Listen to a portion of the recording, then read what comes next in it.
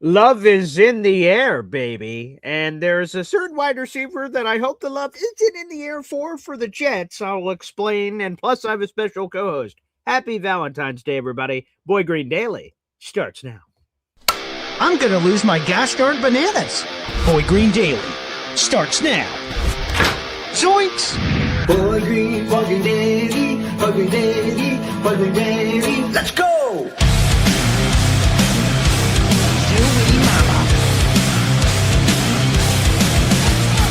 Put your seatbelts on. Get ready for the ride. We're the freaking New York Jets, and we're built for this shit.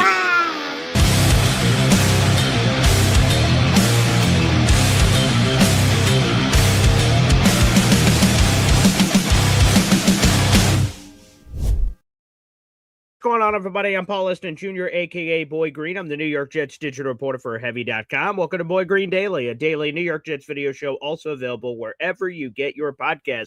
And look at it. Love is in the air. Sam Darnold, hearts, Valentine's Day love to all you out there in the universe. And hopefully you spend it with the lovelies today. But I'm glad and happy if any of you choose to spend it with me today here on Boy Green Daily. It's going to be an absolute treat. So I'm sure we'll get some love songs worked into our vernacular as we make our way through this program. Make sure you guys vote immediately on the poll as you come on in. Apparently, there is a case to be made. There's been some chatter that the Jets could do a tag and trade with the Dallas Cowboys to land wide receiver George Pickens. And we'll talk about the pros, the cons, the ups and downs. But without further ado, every weekend moving forward until basically the end of time, Jets Worldwide will take over a weekend and take over a show. And today is that show. Hop on Pop is enjoying Mardi Gras in New Orleans. And so he has called in backup, and it's one of his favorites. It is none other than half of the award-winning Jets Worldwide team. It's Johnny Boy, and I'll let you in the audience decide whether this is the better half or not. Johnny, good morning, sir. Happy Valentine's Day. Good morning, BG, and happy Valentine's Day to you. It's the love show. I'll add that. I'm just a love machine, and baby, I was made for you. I don't know, man. It's a lot of love songs that are out there. I'm just in a loving mood today, and I'm going to use the word love and just continue to use love. Do we like Jeremiah Love, or do we love Jeremiah Love? I don't know. It's a good question. I'm sort of been pondering sort of this philosophical question. What is love? That's where someone else could potentially go.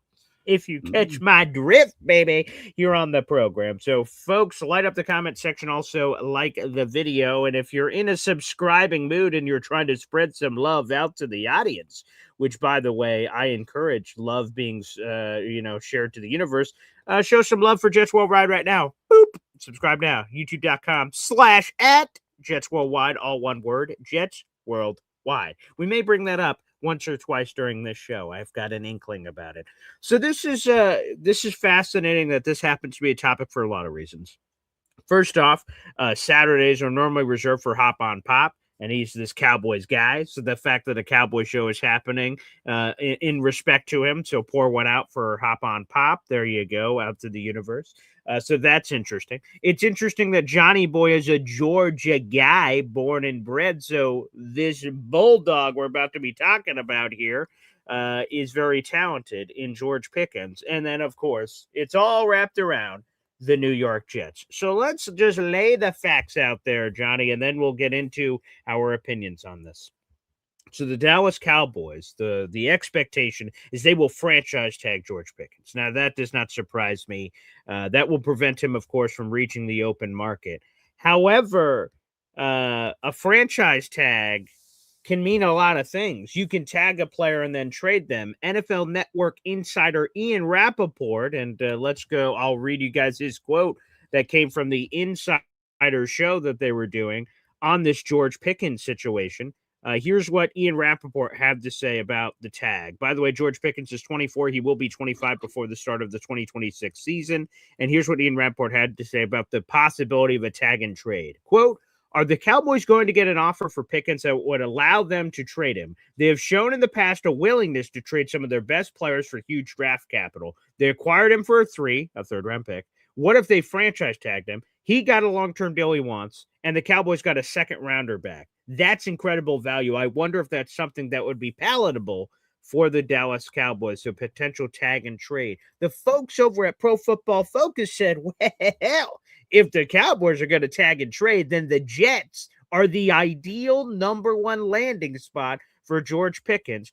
And apparently, the Cowboys would want a second-round pick. The Jets have 2 second-round picks. Jets have $83 million in cap space. It's 4th most in the league. So in theory, the Jets have all the pieces here to make it happen. And Johnny boy, would you want that to happen? Would you be okay basically hitting return to sender on one of the picks? Let's call it 44. Hey, Cowboys, you can have your pick back. Here you go. You can have it back. We'll take George Pickens. We'll pay him a bunch of money because the Jets would have to immediately extend George Pickens as part of that trade to make it happen for George's side. And we go in that direction. Would you be an advocate for that, Johnny boy? So you're telling me that the wide receiving core could potentially be Garrett Wilson, George Pickens, A.D. Mitchell, what? Mechie, What? Arian Smith? What? What are we talking about? If it's what costs us a 2, and you have a proven wide receiver that has excelled at that position. I mean, do you guys not remember the 2019 Sugar Bowl with this man in there and what he did over there? I mean, you saw the stats with the Cowboys, and I get it, right? Like the attitude problem. People are like, oh, he's going to have an attitude and all of that stuff like that. But I feel like we've kind of been wanting to have that type of character that is consistent of maybe such a mean guy on the sideline that could potentially put some people in check. BG, if that's all it would take, what are we talking about with the quickness? Because you're shaping it up for any kind of quarterback to come. I mean, Boy Green, we've talked, right? And I think we have. You know my stance. Like, I want to boost up the offense. I want to score. I'm tired of not scoring enough. And it's like the Jets have always hoped that the defense is going to win us the game at the end of every single season. I mean, so yeah, let's do it. I'm with it. I'm going to be honest. I'm not. I love George. I had him on my fantasy team last year. George, thank you so much, baby. Unfortunately, I lost in the fantasy championship, so thanks for that. But here's my problem with George. And again, I love George. I want to say that. It's Valentine's Day. I love George. I love me some George. George Pickens is great. But my problem with George is I would just want to say this. Obviously, what we just said. The Jets have all the pieces, if they wanted George, to get George. Okay? They've got the draft pick to give to the Cowboys. They've got the cap space to immediately pay George. Like, they could do it if they wanted to. But my problem is that George Pickens, and you just pointed it out, he's a bit of a basket case. Here is just some of his journey, whether from Georgia, which you'll remember, Johnny, and his time in the NFL. This was written by ESPN's Brooke Pryor in May of 2025, so shortly after he was traded. Quote, Pickens has several red flags. He was ejected for fighting in a game against Georgia Tech in 2019, and as a result was suspended for the first half of the SEC championship game against LSU. At least one NFL team took him off their draft board after being turned off by his behavior during his pre-draft visit, according to a high-ranking team executive. Those incidents continued in his professional career. Outbursts at teammates, throwing his helmet on the sideline, grabbing players by their face mask, yanking them down during games, fighting with another player during an onside kick return, and fighting with a different player during a Hail Mary attempt in the middle of a play. So there's just a litany, and that's a small grazing of George Pickens' problems. And I think if we look at George Pickens, last year, for the most part, he was well behaved. There wasn't a lot of problems. There was a little bit in one of the primetime games late in the year where it seemed like people were criticizing his route running and things of that nature. But for the most part, George Pickens was awesome. And Dr. Esden over here, Dr. Love, okay, the old love gun over here, And the thing I would say, if I was to identify, well, why all of a sudden was everything perfect this year? To me, it was quarterback play. George Pickens played with the best quarterback he's ever played with in his career in Dak Prescott. What did that equal? The best year of George Pickens' career. He had a career high in receptions, career high in receiving yards, career high in touchdowns. He got fed. He came to the table, said, "Please, sir, can I have some more?" And boom, boom, boom, his plate kept getting loaded. And of course, you had CD Lamb on the other side. That helps too. The problem is what someone else already asked here in the chat. Who the hell is throwing him the ball? And my problem is we don't know the answer to that question. So us not knowing who that is George Pickens going to get fed when he comes to the table and he asks for food, please? And the Jets go, "Oh, sorry, we got Brady Cook going on right now. We can't get you the ball." Does George Pickens lose his lid? Do we have a Devontae Adams, Garrett Wilson situation, which I thought on the surface was going to be great, but it wasn't. Devontae Adams demanded the ball more than Garrett, and then Garrett gets frustrated and questions his own future with the team. And I'm like, geez, I don't want that. If we had a Dak Prescott on the team, if we had a Patrick Mahomes, if we had some kind of quarterback I felt very good about, I would love this move. Not knowing who that guy is, and maybe that guy being a rookie, hey, rookie, you better get the friggin' ball to George Pickens or else. All of that scares the crap out of me and leads me to believe that potentially George Pickens and making that move could blow up royally on the Jets' face and could cause a lot of problems and ripple effects. That's what scares me. It's exciting. It's titillating. Making a trade with the Dallas Cowboys, the team we just made a trade with a couple of months ago for Quentin Williams. That's all exciting, Johnny boy. But that's what I'm concerned about. So you be the Pickens, lover, supporter. Explain to me why my concerns are invalid and that I should feel better about it. Please defend it. So you have a player that's on the team right now that's played with Pickens and Arian Smith. They've had seasons that's overlapped with each other. So he's the perfect person to talk to. Now, the Georgia Tech conversation that he got essentially, he got suspended or whatever, right? The next game, he had a fight apparently in the Georgia Tech game, and then that led to him getting suspended apparently. So Georgia Tech and the Georgia Bulldogs, that's a huge rivalry. So anybody that's ever played football, it's going to happen, okay? And they're young. It is what it is. I think the conversation, and I think you said it about the whole maybe that, Garrett Wilson might feel a certain way. I don't even think that's a real convo, if I'm going to be honest with you. I think if anything, please, I want you to be honest with me. Yes. I feel like it's going to elevate his game. And is going to want him to go. You got a 1-on-1. You tell me you got potentially 2 wide receiver ones on your team, and that's not going to bolster your offense that's been pretty bad for the last couple of years. And then the quarterback conversation.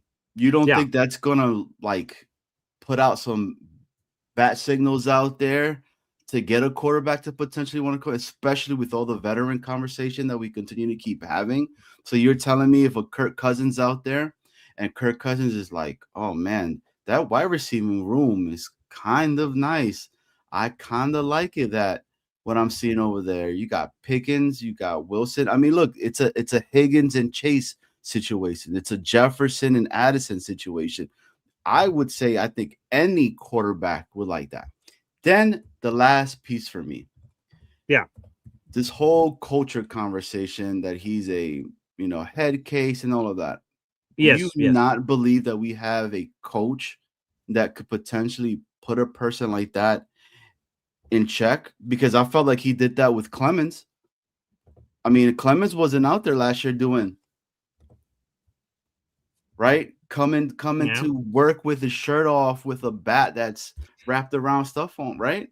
So again, I don't know. I feel like it would be a really intriguing pick, and just to say no to it completely, I can't get down with that. Dude, if last year 17 games, 93 receptions, over 1,400 yards, how many touchdowns did he have? 9, I believe. 9 touchdowns? What? Yeah. Come on, man.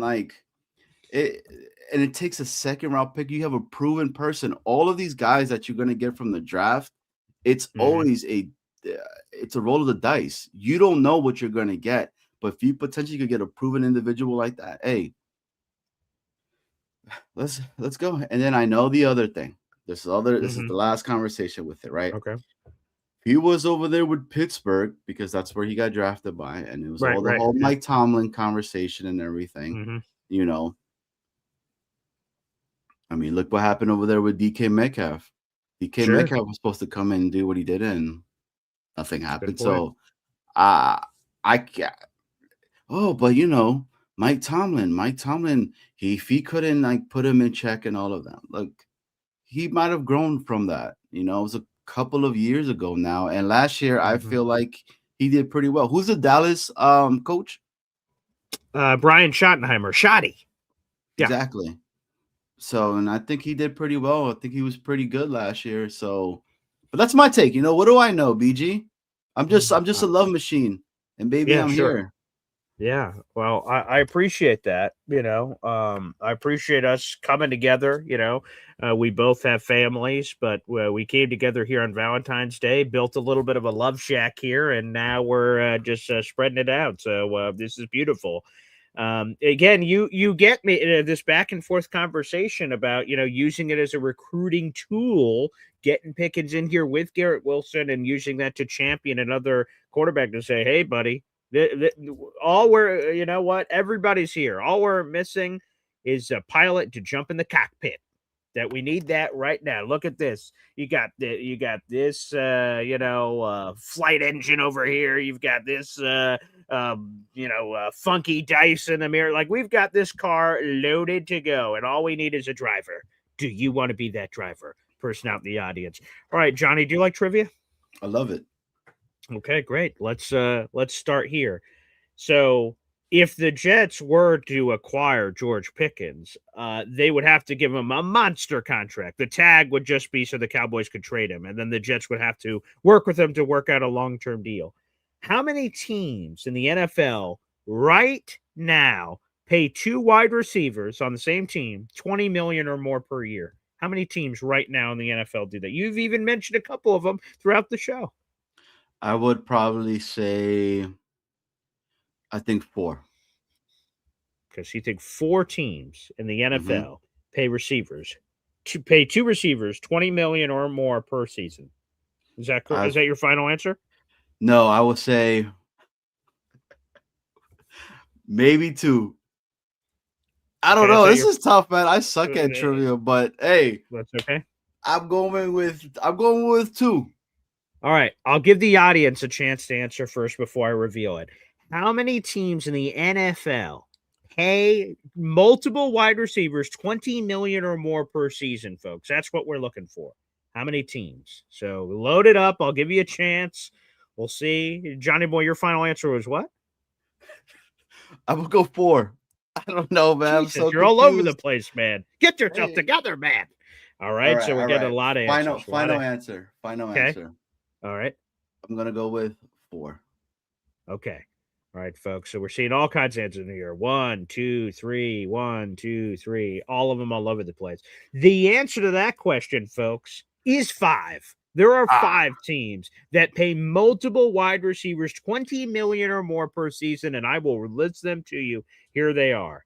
The Cincinnati Bengals, the Philadelphia Eagles, the Miami Dolphins, the Detroit Lions, and the Tampa Bay Buccaneers. And here are all the players. Cincinnati has the number 1 highest paid receiver in the league, of course, with Jamar Chase, and the number 11th highest paid wide receiver, T. Higgins. Philadelphia is number 6 highest paid with A.J. Brown and number 15th highest paid with Devontae Smith. Miami is the number 8 highest paid wide receiver in Tyreek Hill and the number 12 highest paid receiver in Jalen Waddle. Detroit is the number 7 highest paid receiver in Amon-Ra St. Brown and the number 14 highest paid Jamison Williams. And finally, Tampa Bay is at the back end of that list. They have the number 22nd and number 24th highest paid wide receiver in football.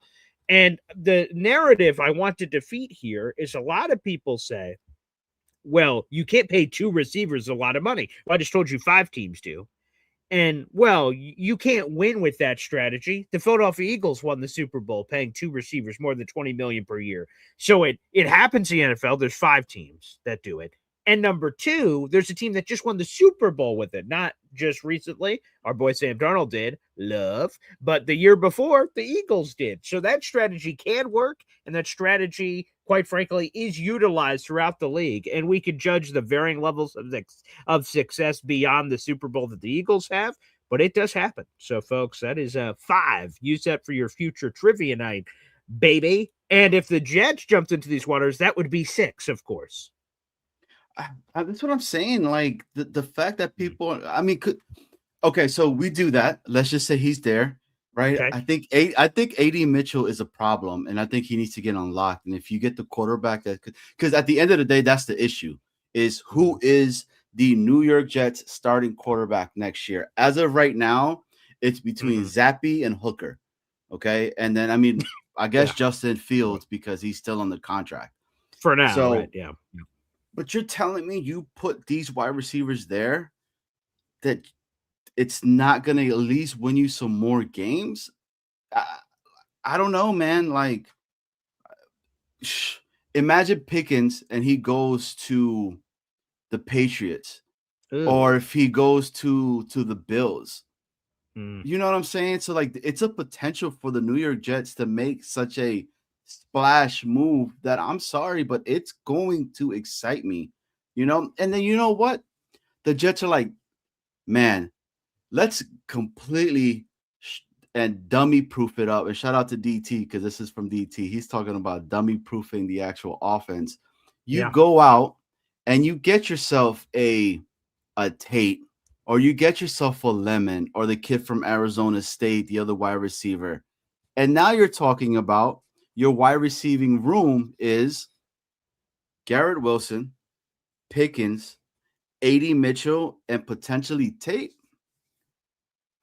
Dude, and we got the money for it. That's the other piece of it. We do. Yeah. You know, I don't know what people are talking about, dude. I would take that all day, every day. You could bring in a rookie quarterback in 2027 because this is the class that is everybody continue to keep talking about. Okay. And you're giving him all of the weapons that you need, dude. I'm like all for it. It would be magical. When's the last time we've ever had such a studded freaking wide receiving room? I can't think of I can't think of one. Brandon Marshall and Eric Decker. It was for a very brief period of time, but I would say 2015, Brandon Marshall and Eric Decker was the last combo we had like that. Or then you're going back to like Wayne Corbett and Keyshawn Johnson, if we're going back that far. That's probably where my head would go first.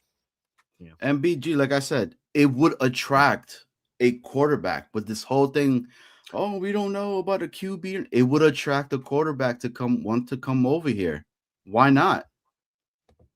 It would. I wish that there were, like, I would feel better about this strategy, quite frankly, if there were better quarterback options available, and then the Jets were able to do this, and then it made them this attractive destination. For instance, if they made this move, and then there were a lot of really good quarterbacks available, and this move could potentially sway people to go, oh, now I want to go to the Jets. The problem is there's not a lot of great options, and this could maybe lure the best option here. Like, again, to your point, is it a Kirk Cousins or what have you? That to me is potentially tantalizing. I see Hop on Papa's in here. He can't stay on vacation, for God's sakes. He's always got to comment in.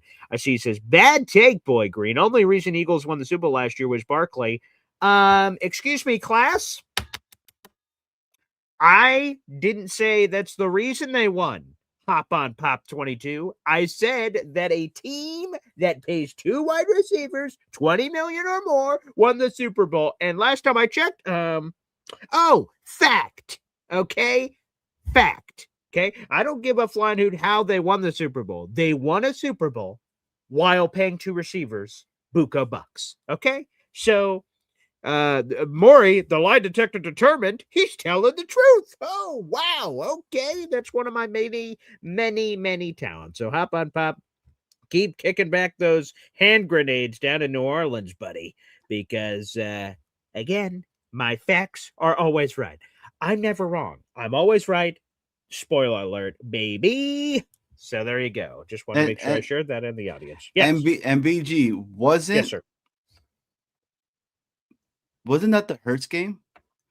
That everybody was in shock because Hurts was airing it out during the Super Bowl. Oh yeah, bombs away. Yes, 100%. Wait. What did Pop say? Yeah, let's go back to let's go and fact check it. Now that you brought him up, where the hell is that Pop comment? Let's get it. Oh, so he says the only reason they won the Super Bowl last year was Barkley. So let's go to that Eagles Chiefs Super Bowl box score. Okay, from the Super Bowl. All right, let's take a gander here. He says the only reason the Eagles won was Saquon Barkley. Okay, you know what? You're right, Johnny boy. Let's do a quick discount double check here. Oh, yes. Saquon Barkley had 57 yards rushing, averaged 2.3 a clip, and didn't score a touchdown. Ooh. Wait a second. Oh, Jalen Hurts had more rushing yards than Saquon Barkley. So the only reason they blew out the Chiefs 40-22 is because Saquon Barkley averaged 2.3 per carry, Pop. Who's the one with the bad takes? Johnny boy, my partner in crime here, is making sure he supports me. So interesting. Those receivers that didn't have anything to do with it here. Oh, Devontae Smith and A.J. Brown. Wow, over 100 combined receiving yards and 2 touchdowns. Okay, Pop. Okay. Yikes.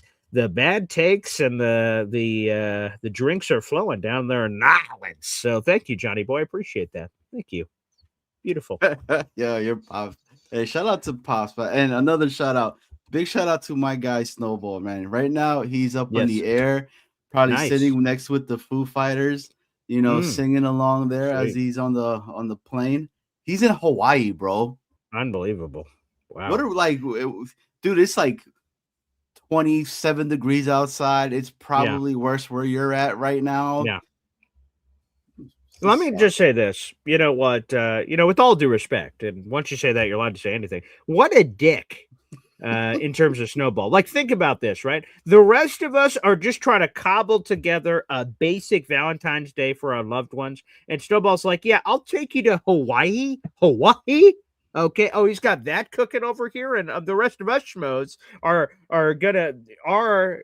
significant others are gonna hear that Snowball's taking people to freaking Hawaii, and when I have a box of chocolates and some flowers, they're gonna be like, "That's the best you can do." And now I'm getting all this extra shit because Snowball's getting to fly people to Hawaii. Must be nice, pal. Must be nice to be on that. That's for sure. Talk about that. Hey, I think we should do it, BG. Yeah. I think we should shut out our significant others before we get our asses whooped later on today. That's a good point. I probably should have done this at the beginning. Johnny, you first, please. Hey, shout out to my wife. You know what time it is, girl. It's Love Day, and I'm all about that love. And with that being said, happy Valentine's Day to all the fine ladies, but to my number one and my one and only, to my wife. Love you, girl. You know what time it is. 90s. R&B, baby. Holla. What'd you do for her, Johnny? What'd you do for her? Gonna take her out to dinner. Ooh, and yeah, you know what happens when you have a whole bunch of kids, and it's very tough to try to plan anything. But baby, it's all good because I'm still here, and I'm putting that smooth, sexy voice on for you right now. Oh, wow. Okay. I mean, if that works. All right. If that works. Okay. Wow. If that works, your turn, brother. Okay, if that works half as well as it just did on me, I think you're in for a good night, pal. Yeah. Let me get my FM vibes here, baby. All right, Tatiana, the love of my life, the mother of my children. I got you. I'll even show it on camera. Here we go. I don't know if I'm allowed to do this, but let's get funky here, okay?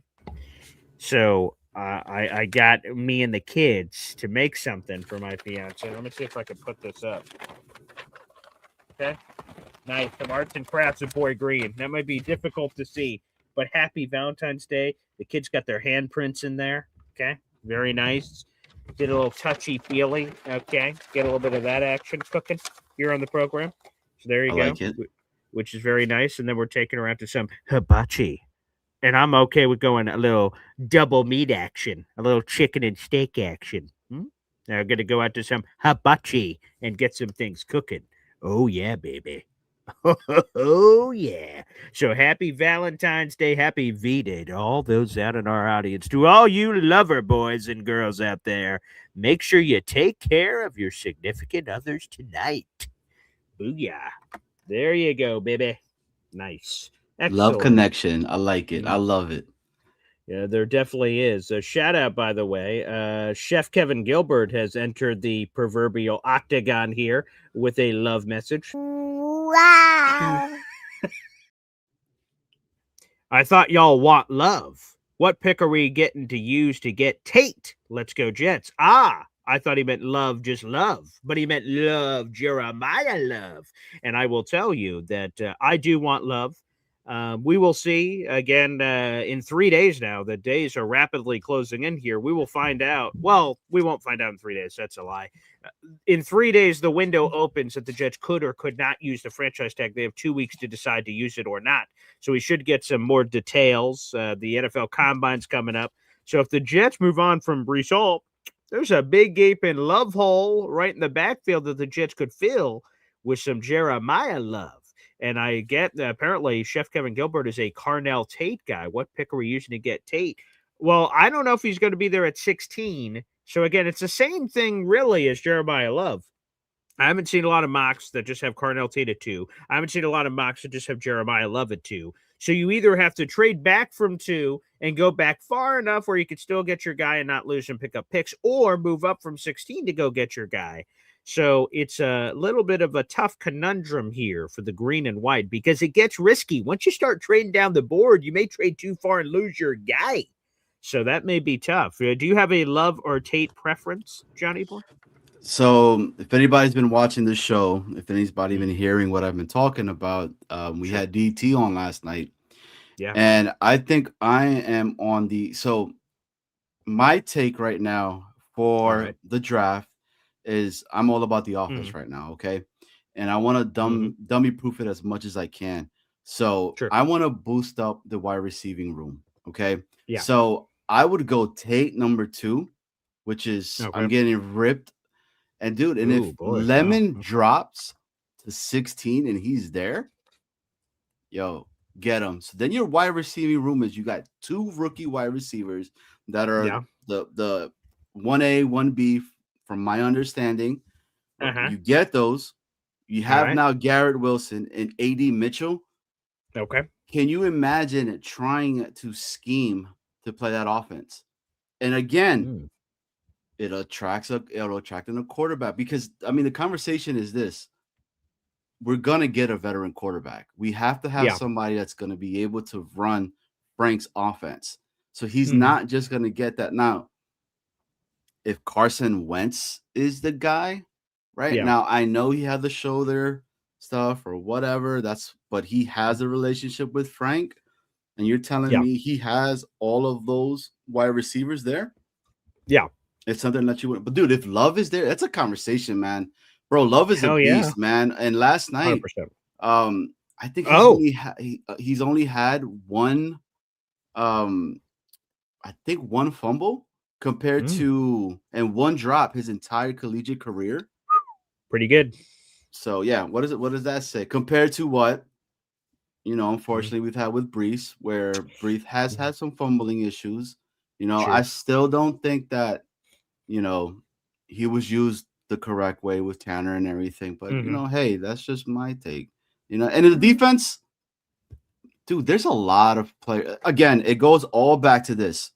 Yeah. We have no idea what they're going to do in free agency. Of course. I think once we figure out what they're going to do in free agency is when the real draft conversations can start to come in play. But that's just my thoughts. For sure. Well, Chef, I'll tell you this. Maybe this is not going to be popular because, we're in a society where we need to pick sides and everything.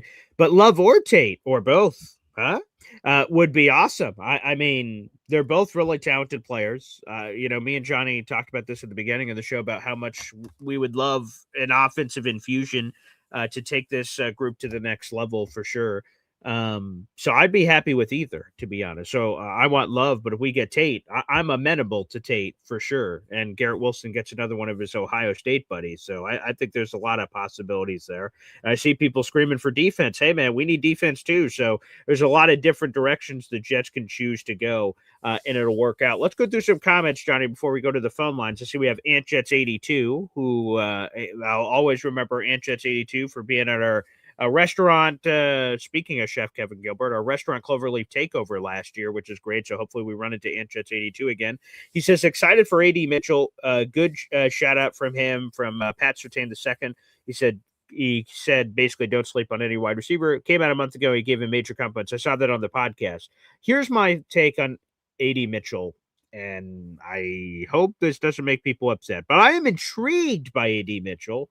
But, like, to be honest, I'm not ready, and I'm not saying you are, Anchets 82. I'm just giving my take here, is that I think some people say, A.D. Mitchell, A.D. Mitchell is our number 2 wide receiver, and I'm not willing to go there. What I would do is, if I'm the Jets, I have Garrett Wilson. He's obviously number 1.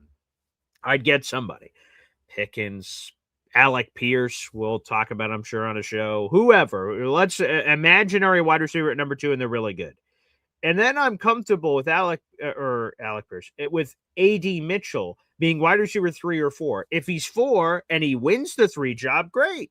If he's 3, I feel okay about it if there's an injury. I'm just not ready to put Adonai Mitchell as a wide receiver 2 in this offense.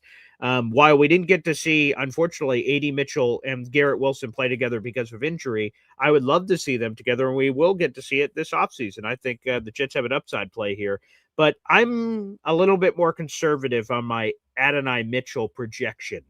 I'm hopeful, but I'm not locked in like, oh, wow, we got a stud here. I'm hopeful. There's trades, but that's sort of where I'm at, Johnny. Okay, so the A.D. Mitchell conversation, do I feel like there could be a potential to unlock this guy? And then it goes back to the quarterback conversation for me, who's going to be the individual throwing the ball. Right. But I go back and I look at the individuals that we've picked up. Now, Ben Johnson has gone on record and has talked highly about Seth Ryan. You've had another wide receiving. He's talented wide receiver that's in Detroit, and Armand St. Brown, who credits Seth Ryan for the development as a wide receiver as well. So I think A.D. Mitchell has – I think it was Pat Surtain that stated, if I'm not mistaken, that A.D. Mitchell has that twitch about him off the line that is really hard to defend. So does he have the talent to do it? Yes. The question for me is, do we have the coordinators that could potentially completely unlock that and continue to keep development? I mean, that was his problem over there, and he was with the Colts with Pittman, with Pierce, and then he had what was the guy before he got hurt, right? Danny Dimes. Yeah, right. The quarterback and everything. Right. So it's a tough. But if A.D. Mitchell is your third, you're telling me you don't like that? I would. I mean, I just hope he continues to keep developing. So I like right now what we have, the wide receiving room. If I'm being honest with you, once Garrett Wilson comes back, it has a good boost, okay? Because it before it was not that bueno. I mean, we had Devontae Adams with Garrett Wilson, but you saw how that happened, so I don't know. Well, to stick it to the Valentine's Day theme, if it's Garrett Wilson and the rest of the crew here, Garrett Wilson's going to be having a very lonely Valentine's Day. We need to get Garrett Wilson a lover. We need to get him someone opposite. I like Adonai Mitchell. Again, I could see him as a wide receiver 3, maybe even as a wide receiver 4. And again, that's going to be disrespectful perhaps to some people, and then prove it. And if he's better than that, great. But I want a wide receiver, a legitimate, bona fide wide receiver 2 in here opposite of Garrett Wilson. And again, it's sort of like we're taking people out, our kids, for a play date here.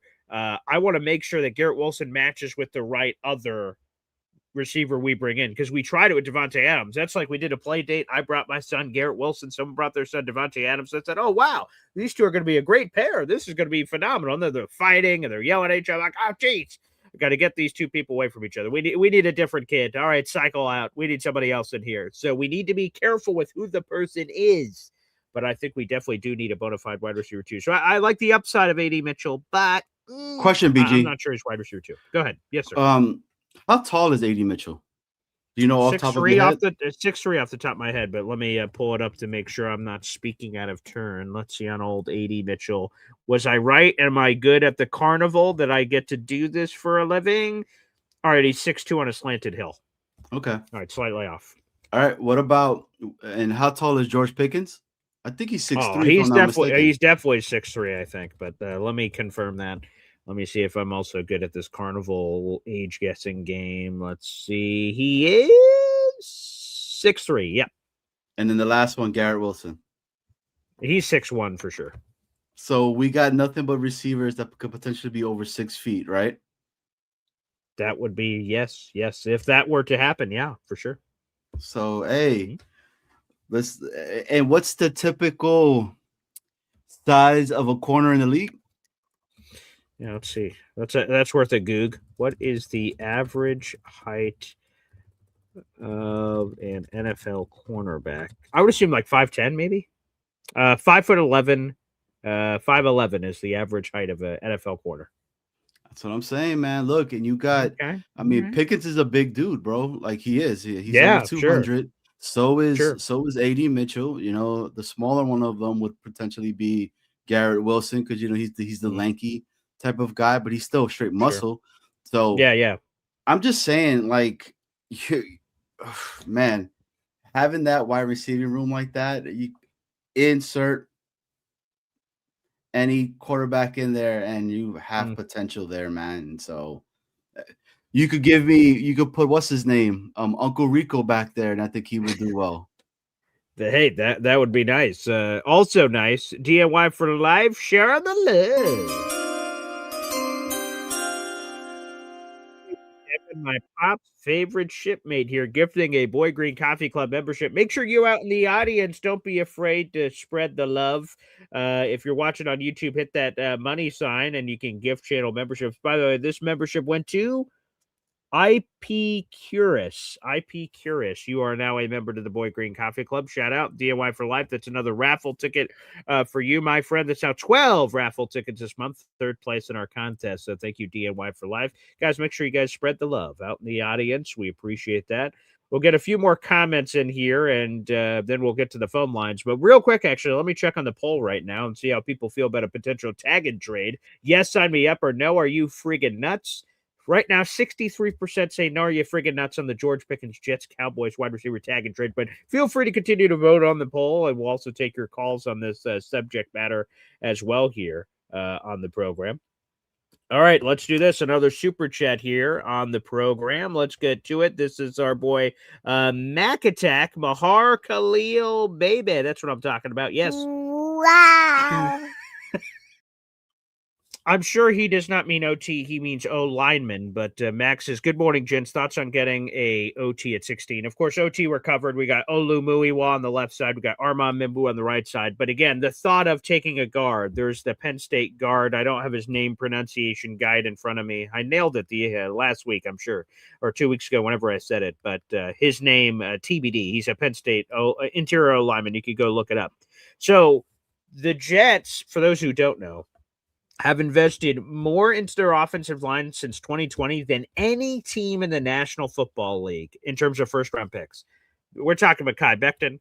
We're talking about Olu Muiwa. We're talking about Armand Membu. We're talking about Elijah Tucker. And if they took this Penn State kid, who I believe you're referencing, Mac, that would be the 5th first-round pick the Jets have invested in the offensive line since 2020. And while we feel pretty encouraged, I'd imagine as an overall group, about the Jets offensive line heading into 2026, I beg the Jets, while, yes, could you add another awesome offensive lineman to this group with the first-round pick? You could, but at a certain point, to me, it's overkill. You need to be a legitimate NFL team, legitimate NFL teams finds offensive linemen in different ways. So either re-sign John Simpson, re-sign Elijah Vera Tucker, go find a veteran out in the mix, or draft a guy, or do like a combo of those things. Get a veteran from somewhere. There's plenty of veteran guards that are going to be available in free agency. Pick your random guy you want. Have him and a rookie, like a 4th-round pick, compete for the starting job, and the winner gets a job, and then the loser is depth. So no, I would not want to get a guard, quite frankly, in the first round. I think it'd be overkill. The Jets would just add to their lead of most investments of first-round picks in the offensive line in the NFL, which I just think you could better allocate your resources. Johnny, what are your thoughts? So I think it's Layani, right, from Penn State. Yeah, let me pull. Now I need to get it now. Yeah. This Penn State kid. Here. Oh my God, it is.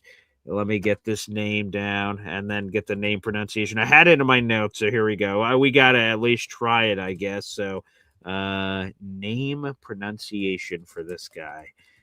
Once I see it, maybe it'll help me. Okay, so it is. Here we go. So, Ala Vavenga Yoanae. Olai Va Vega O Yoane. Yeah, boy, that is a mouthful and a half. Olai Va Vega Yoane is his name, apparently, from Penn State. That's the guard. Yeah.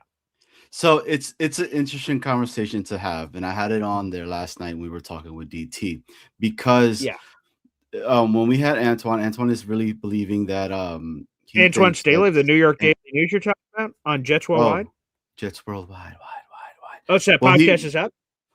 Yeah, go check it out. Okay. 30 minutes of some good conversation. We might have broke something. I don't know. Yeah. But peep this out. Yeah, okay. He's saying that he thinks Simpson's going to walk. So there's going to be a need there. Who, DT said that or Staley? Staley. He really believes that, he's going to walk. But then there's other reports out there that his wife or girlfriend or whatever, I think his wife, if I'm not mistaken, is doing. Yes, is a nurse or something around here. Yep. Yeah. So she's doing her residential over here right now. So that's another piece that's intriguing to it. But this kid right here is the best offensive guard, and he's gonna fall around the 16. Mm-hmm. We don't have depth. That's the other piece of it too, right? So like I feel like I love the trenches, man. You build the trenches up and you continue to keep doing that. But I'm on team Simpson. Sign Simpson, have him here for the long haul. Keep that room together for as long as you can, and you don't need to go ahead and worry about it. So like I don't want a offensive guard in the first round. Sign Simpson, keep him, and then we're good to go. So that's my take on that. Yeah. So thank you for the question, Mac. Another super chat coming in from Mac. Okay, good. All right, let's keep these super chats flowing. So Mac, a good thought there on the offensive line, but again, I'd alter to different directions. Wow. Another super chat. Thank you so much, Mac. This helps me support my family and pay for my fiance's Valentine's Day dinner tonight. So appreciate that. What is that again? Yeah, baby. Hibachi tonight. Okay, Valentine's Day. Again, spread the love for your loved ones in the audience. All right, Mac, thanks for the $5 super chat. The Jets don't have the coaching staff or quarterback for Pickens. So the coaching staff's an interesting comment. So from what I've heard about Frank Reich, Rich Cimini joined me on the podcast like a week and a half ago. He said that Frank is not a yeller. Like, he's not going to get in people's faces. That's not who he is. He's more laid back and just sort of delivers from that standpoint. I'm not sure if that would vibe better or worse with Pickens. Probably better, I would imagine, because, I imagine Pickens gets hot sometimes. So if someone else gets hot with him, then maybe that could cause a bad rub. So that could be a bad situation there potentially. But I think the more important thing is quarterback for me, Mac. That's the one that gives me a little bit of heebie-jeebies. If we don't have a quarterback, let's say we get Pickens, because, you would probably figure out the Pickens thing before you have your quarterback in theory. So hopefully to Johnny's point, it would attract other quarterbacks and they'd want to come here because of that. But let's say you don't, and you have to go with some middling options like Marcus Mariota or something. Like, let's say he's the guy, and if he doesn't get the ball consistently to Pickens, I think that's going to make Pickens upset. I think if Garrett has issues, like, so if Pickens demanded the ball, he's getting it or not getting it. Like, Garrett on the other side is going to start getting frustrated the same way he was during the Devontae Adams run, and I think that could be a nightmare. So, again, would I do an exciting show if we got Pickens? I would. I'd be like, wow, look at the yards, the touchdowns, the age. Like, he and Garrett could grow together. George is 24. Like, this could be awesome. This could be our Brandon Marshall, Eric Decker, but not just 1 year. We could have it for the next 10 years. That would be awesome. Like, one of the most dynamic wide receiver duos in the league. That'd be great. But again, I'm just worried about the potential blowback and the ramifications of that concern me. Again, if the Jets had a freaking quarterback, we would switch this title of Jets-Cowboys trade pitch for all-pro wide receiver would be a disaster to Jets-Cowboys trade pitch for an all-pro wide receiver would be a treat, would be delectable, would be encouraged, would be pushed, would be all of those things, urged. I would do all those things. The lack of a quarterback just scares me because I think if Pickens doesn't have a good quarterback, I think he will be very frustrated, and perhaps rightfully so, to get him the ball. So that's the part that scares me. What's your response to this, Johnny? Look, I think it's more of the quarterback conversation for me. I mean, I think it's what I've been talking about from the rip. But come on, guys, like we're talking about we're gonna potentially have Pickens and Wilson together, and then you have an AD Mitchell, and then your fourth is Arian Smith, Mechie, insert whatever other name there, and you can't get excited for that. And then I mean, yeah, let's just say we get Marcus Mariota back there, right? You know what's gonna cause us to do? We're gonna win games, okay? We're going to win games. We're gonna score. It's always defense for the Jets. It's always been defense, defense. You know, everybody says to me, the last time we were really good, we had a really good defense and all that. But guess what? It's been 15 years since we've been in the playoffs. It's been 10 years since we've had a winning season. Why don't we switch it around and try to go towards the offense for once? And you could potentially build it in the free agency. There's a lot of players that are free agents that are coming out. So I understand why everybody would be kind of like weary on Pickens, and because, you know, he's a head case, blah, blah. Look, you have the coach and Aaron and Glenn that could put people in their place. Okay. You got Frank that's quiet, reserved, calm, that could pull him to the side and be like, yo, Pickens, what you doing, bro? Like, come on, man. We got you. Let's get this together. And you have the fan base that we start winning, bro. We're gonna champion these guys like no tomorrow. Dude, we had 2 games that we won back to back, and we started talking about us trying to get into the playoffs and to sneak in, and we needed everything to freaking fall down for us to get in. So what are we talking about?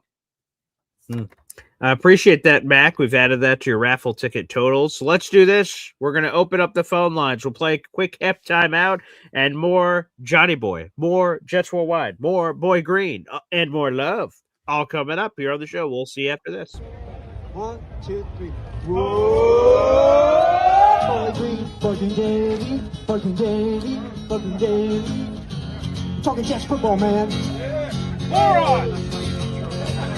Boy Green daily, fucking daily, fucking daily. The New York Jets Football Club. Offense, defense, special teams, watch Jets football with Boy Green. Everyone, J-E-T-S, Jets, Jets. Boy Green, fucking daily, fucking daily, fucking daily. I'm talking Jets football, man. Boy Green, fucking daily. Fucking daily, fucking daily. Yeah. Nice. Offense, defense, special teams, watch Jets football with Boy Green. J-E-T-S, Jets, Jets, Jets. Let's go! By the way, I'm not sure about this, so this individual may get very upset at me. for either misremembering or not remembering, but in that video, I appear to see Hep's beautiful wife wearing what I believe is a Wayne Corbett jersey. So I'm pretty sure when you get that last zoom out from Lou B, that's Hep's wife very proudly filming Hep, and then a beautiful Corbett jersey, well put together. Both his wife and the jersey. Heyo. Anywho, oh wow, I don't know how Hep's going to receive that. By the way, let's go to the phone lines. Here's Hep. Hey guys, Happy Valentine's Day, buddy. thank you. Good to see you, Johnny. I'm glad to see you on the show. And I've been thinking about it, and I'm thinking that there's going to be more than one quarterback taken in the top 10. I think as the Underwear Olympics goes on and all these things go on, teams are gonna start to rationalize this and that and the other thing, and there may be another quarterback going in, 2 in the top 10, and maybe another one within from 10 to 20. There may be another quarterback going. So I think that may open up some trade back possibilities for the Jets, which would be a nice thing, I think, for us, right? Yeah, and potential, right? If quarterbacks go higher than we think, well, obviously we know where Fernando's going, but if like Ty goes ahead of us, and then maybe there's a third quarterback in the mix, to your point, there's trade back possibilities. And here's the other thing: all these players would say, "There's no way Jeremiah Love gets here." That's right. Oh, no way, Lemmy gets here. Well, I know this math is going to sound crazy. I know a lot of people say that. They name 1,000 players, or well, this guy's a first round pick, this guy's a first round pick, this guy's a first round pick, and I start counting. I'm like, wait a second, there's only 32 picks in the first round. How are all of these people first round picks? That doesn't make any sense. Everyone says, oh yeah, not going to make it there, not going to make it there, not going to make it there. And then you start looking through, like literally someone has to make it here. The math just doesn't math. So all of a sudden, good players start slipping to us. So again, I know we all want a quarterback, and if Ty Simpson, I know our tank for Ty guy in the audience, I always reference him, right? If Ty Simpson's a franchise quarterback, then of course I want him, or whoever that guy, Garrett Nussmeier, or whatever quarterback in this draft. I don't care where they come from, and we get him regardless of what our reaction is. If that's a franchise quarterback, God bless America. I'd love to see one of those. I haven't seen one of those in a while. Yeah. That'd be great. But if those players go ahead and we get better players around the team, then I'm not going to complain about that either, Hep. No, I'm thinking about the wide receiver. I mean, wide receiver versus taking a wide receiver versus taking a running back. Well, especially Love. Yeah. Now, Love would get the ball approximately 25 touches a game between passing and running. That sounds about right. Yeah. So, and how many touches would a wide receiver get? 10? Maybe top 10, maybe 5 to 10. So, I mean, I don't see the value for me is so much, because not only is he catching the ball out of the backfield, but he's running the rock. He's almost like a part of the battery of the whole system. The running back and the quarterback. Those are the guys that touch the balls all the time.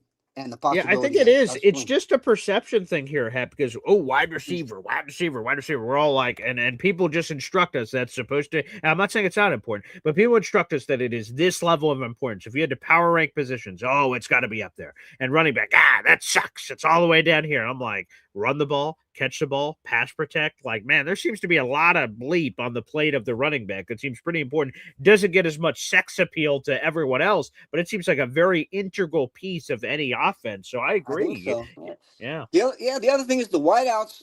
They have a tendency to really get the prima donnas and the wackadoos. Yeah. So, I don't know. You don't get that as much at running back, right? Maybe there's something in the water or something. I don't know what's up with that, But thanks, guys. I love you. I'll see you on the rebound. Hey, hold on before you head out. No, go ahead. Yeah. So I have a request. There's been a lot of ladies that have been on the actual chat has been asking, does Hep have his guitar next to him? Because they would love to hear your beautiful, smooth, very nice voice on the special edition of the Love Boy Green Daily morning show. I can do that. But let me pop out and I'll go get it and I'll come back. Okay. Wow. There he is. Okay. Look, taking requests like it's back in the 80s. This is great with booth requests. I'll tell you guys. Here's a random story. Being in radio, I did start out as a hip hop DJ, but back in the day, people would call in requests for songs. I'd be like, "Sweet," and then they would try to get whatever the request was. Nowadays, like everything's just so pre-programmed that you can put in a request, and then the request just isn't there. It just doesn't. There's no request to be made. The songs are pre-done. Let's say, "Sure, yeah, thanks." Boop. Then they never do it. So okay, we'll see here. We've got Hep. Here we go. To lead a better life, I need my love to be here. Here. Making each day of the year. Changing my life with the wave of her hand. Nobody can deny that there's something there. There. Running my hands through her hair. Each of us thinking that love never dies. Watching her eyes and hoping I'm always there. Wow. Wow. Okay, we're both. Wow. Geez. Sorry. Oh, wow. Got really into it there. Wow. Yep. You have a lucky lady that you can strum the guitar for. I can't look into his eyes. I just can't look into his eyes. All right. That's beautiful. Thanks, guys. Thanks for taking a request. Thank you very much. That's there he awesome, is. Hep. Wow. Thank you, Johnny Boy, for doing that. That's great. Anytime, I got to tell you, man, like Hep is one of the most talented people that we have in this Jets community, and it's so cool. It's great that randomly one of the times he called in, he just had a guitar. I'm like, what the? And then he just started playing. I was like, holy crap. Hey. Oh man, it's pretty. We have such a cool community, man. It's awesome that we all gathered together under the church of the New York Jets. No matter where we come from, we live New York or Florida or California, Texas, Austria, even. No matter where you are, we all come together for a common love of the Jets, and we bring all our different things, our talents and things of that nature. It's just super cool, man. It's super cool, dude. And I saw what Hep did there too, bro. Yeah. Love. I was like, I see what you did there, bro. I mean, very nice. That love conversation though is very. So dude, he's an intriguing player, man. Like I wouldn't be mad if they get up, but then I go back and like, it's the Breece Hall. What are they gonna do with Breece Hall? Is Breece Hall here? Is he signed? Okay, Johnny, let's ask this, okay? Because again, 3 days, the franchise tag window opens up. Folks, I did a whole show explaining how all that works. You guys could go watch back that show for the first 10 minutes or something to understand it. There's 3 different tags. They have a 2-week period starting on Tuesday the 17th, and it goes all the way through March 3rd. And they could tag him on the first day or the last day. Normally, we don't get tags until later in the time frame, typically, because there's no rush. It's all the same, no matter what you do. What does your gut say, Johnny Boy? Do the Jets, it doesn't matter what kind of tag, any tag, do the Jets franchise tag Breece Hall or not? What's your gut say? Yes. My gut also says yes. I believe they will. I've heard some people say, I don't believe it happens. There was a report from Jonathan Jones of CBS Sports that the Jets are, quote unquote, extremely unlikely to tag him. And I don't want to question other people's sources, but I don't know, man. I would be very surprised if they just did nothing and he just became a free agent. Then for all of us, the race is on. Who the hell is replacing Breece Hall? Because to not tag him would say to me that he ain't coming back. If you don't tag him, I don't think he's coming back. Well, BG, then the conversation is going to turn into, is Muji over his head? You have the chance to trade him in the deadline to potentially get a 4th from the Chiefs. And then you don't do anything with him. You don't tag him. Oh man, Muji is over his head. Look how he's looking. He can't essentially, GM the New York Jets, and everything that he's done so far for the New York Jets just goes away that quickly. I mean, you could see it happening. It would look silly. It would look very silly. And I get it. It's sunk cost fallacy and all this other stuff we could have a debate about. But to refuse to trade him for a 4 means to say in your head that you have a value for a player and that you literally value that player. To say, I'm only doing it for a 3. And then months later say, yep, you can walk. And no, you're not getting anything back because of the money you're going to spend.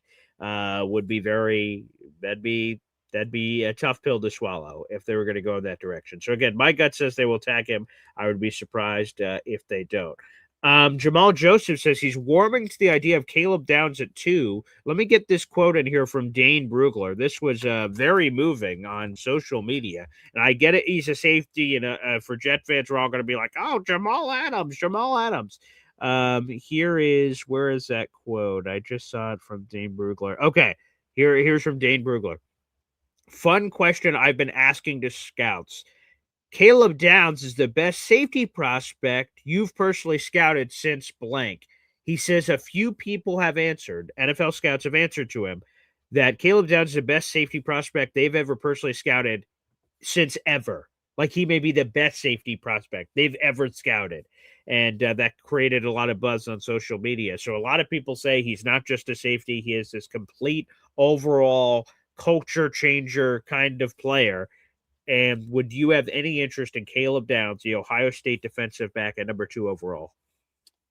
I mean, I wouldn't be mad at it because it's a need for us. Like, again, it just goes back to me, Jamal. It's tough for me to really answer this because what have we done in free agency to get that? Because if you're telling me we could potentially get a Blankenship, right, and you pair him with Malachi Moore, I think you're good at safety at that point, and you could potentially look at something else.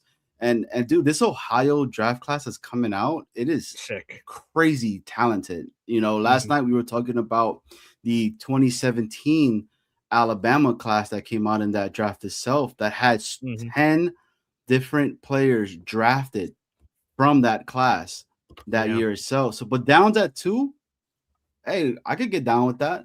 You can get Downs with that? You can turn Downs for what? Okay. Turn down for what?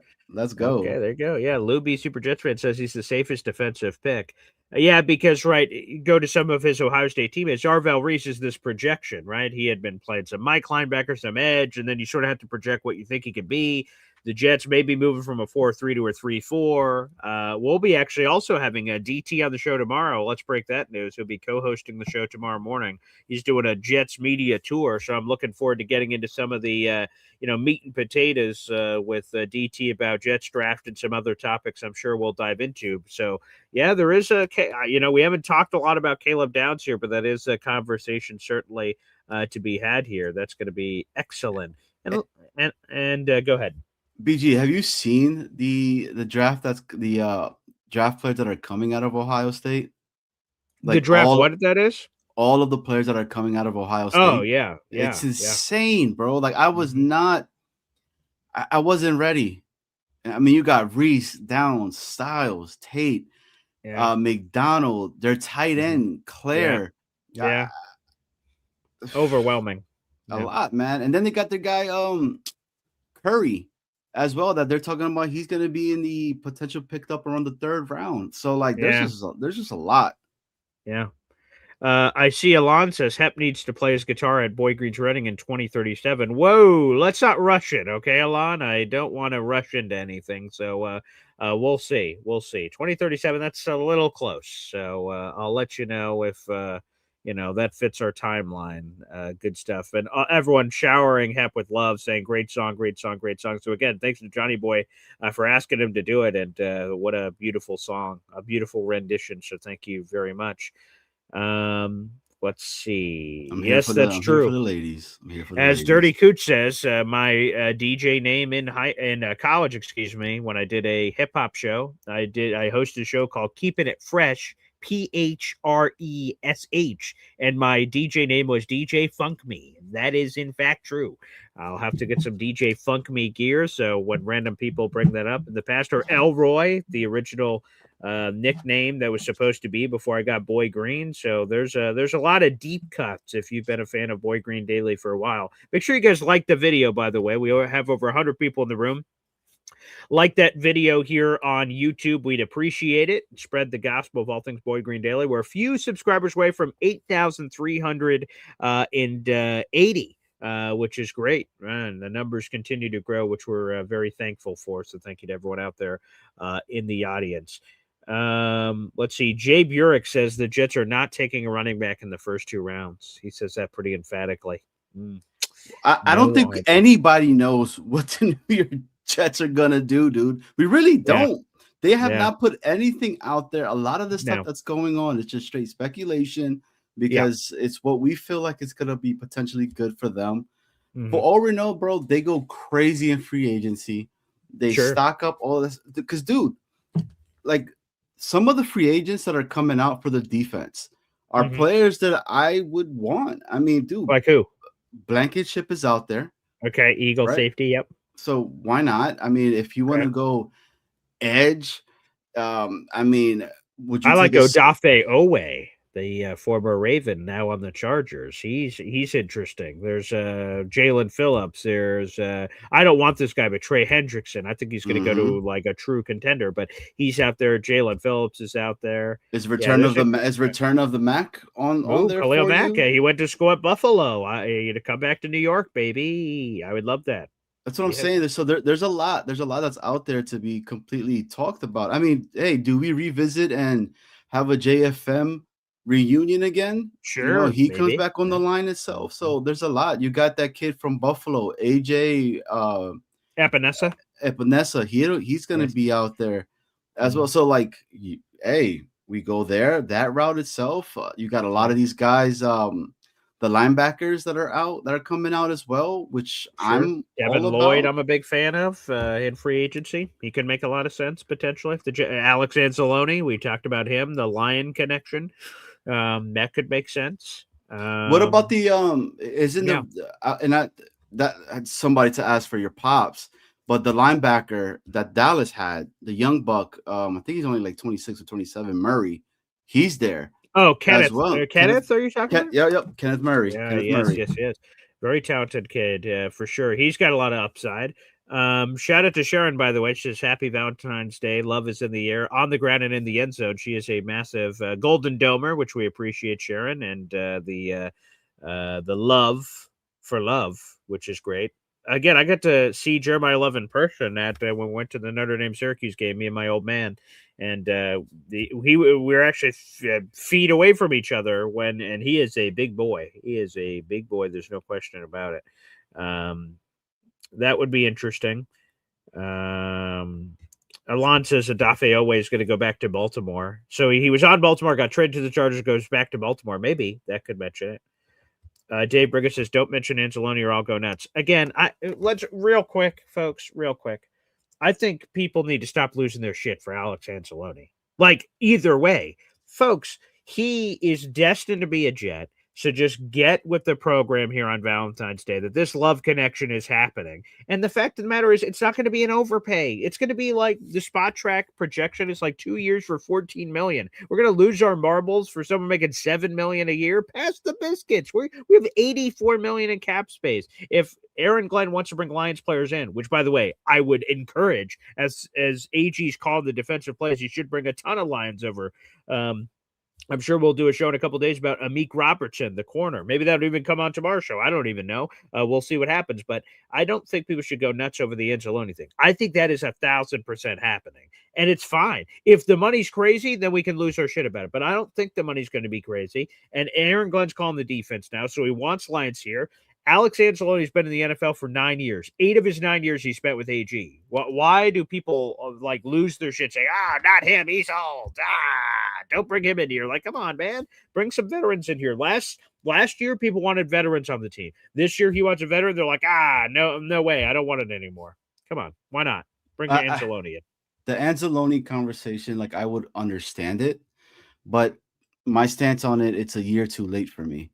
He should have. It's a year too late. It's never too late for love, Johnny boy. It's never too late for love. You can't just, you know what? Just because a possible, thing kept two people away from each other a couple of years ago does not mean they can't come back. They can fix this. There's always time, man. Love connection. It can come back. It's never too late. I mean, but if you had your heart broken just so many times, it's very tough to put these love connections together. Boy, so you think I've heard you say before though it's a year too late on Anzalone. Well, I don't think it's a year too late. Last year, Steve Wilkes was calling the defense. I don't know if Anzalone fit what Steve Wilkes was trying to do. This year, AG's calling it. I think it's in.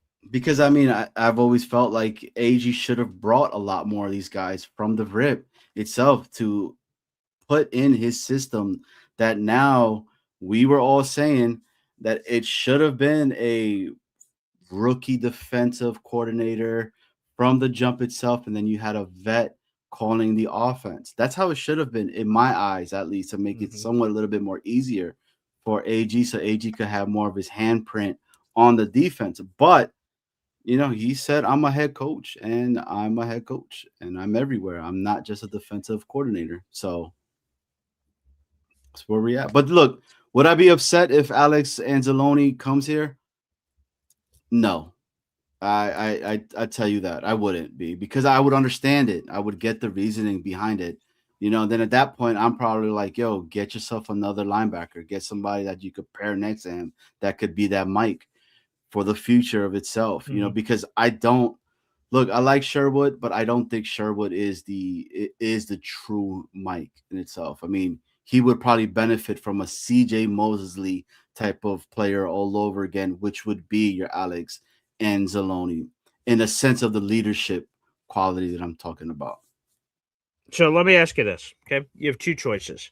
Rich Saminio's podcast has mentioned that he doesn't think Jamin Sherwood is a Mike either, and that he would kick him to a different linebacker spot. We'll see what scheme they're running to see what linebacker spots are available, but that he would kick him to another spot. I'm going to give you one of two choices. You do what Rich Saminio suggested, kick him to a different linebacker spot, or you trade him to Robert Saleh and the Tennessee Titans for either picks or some level of assets. Which path would you go down, Johnny?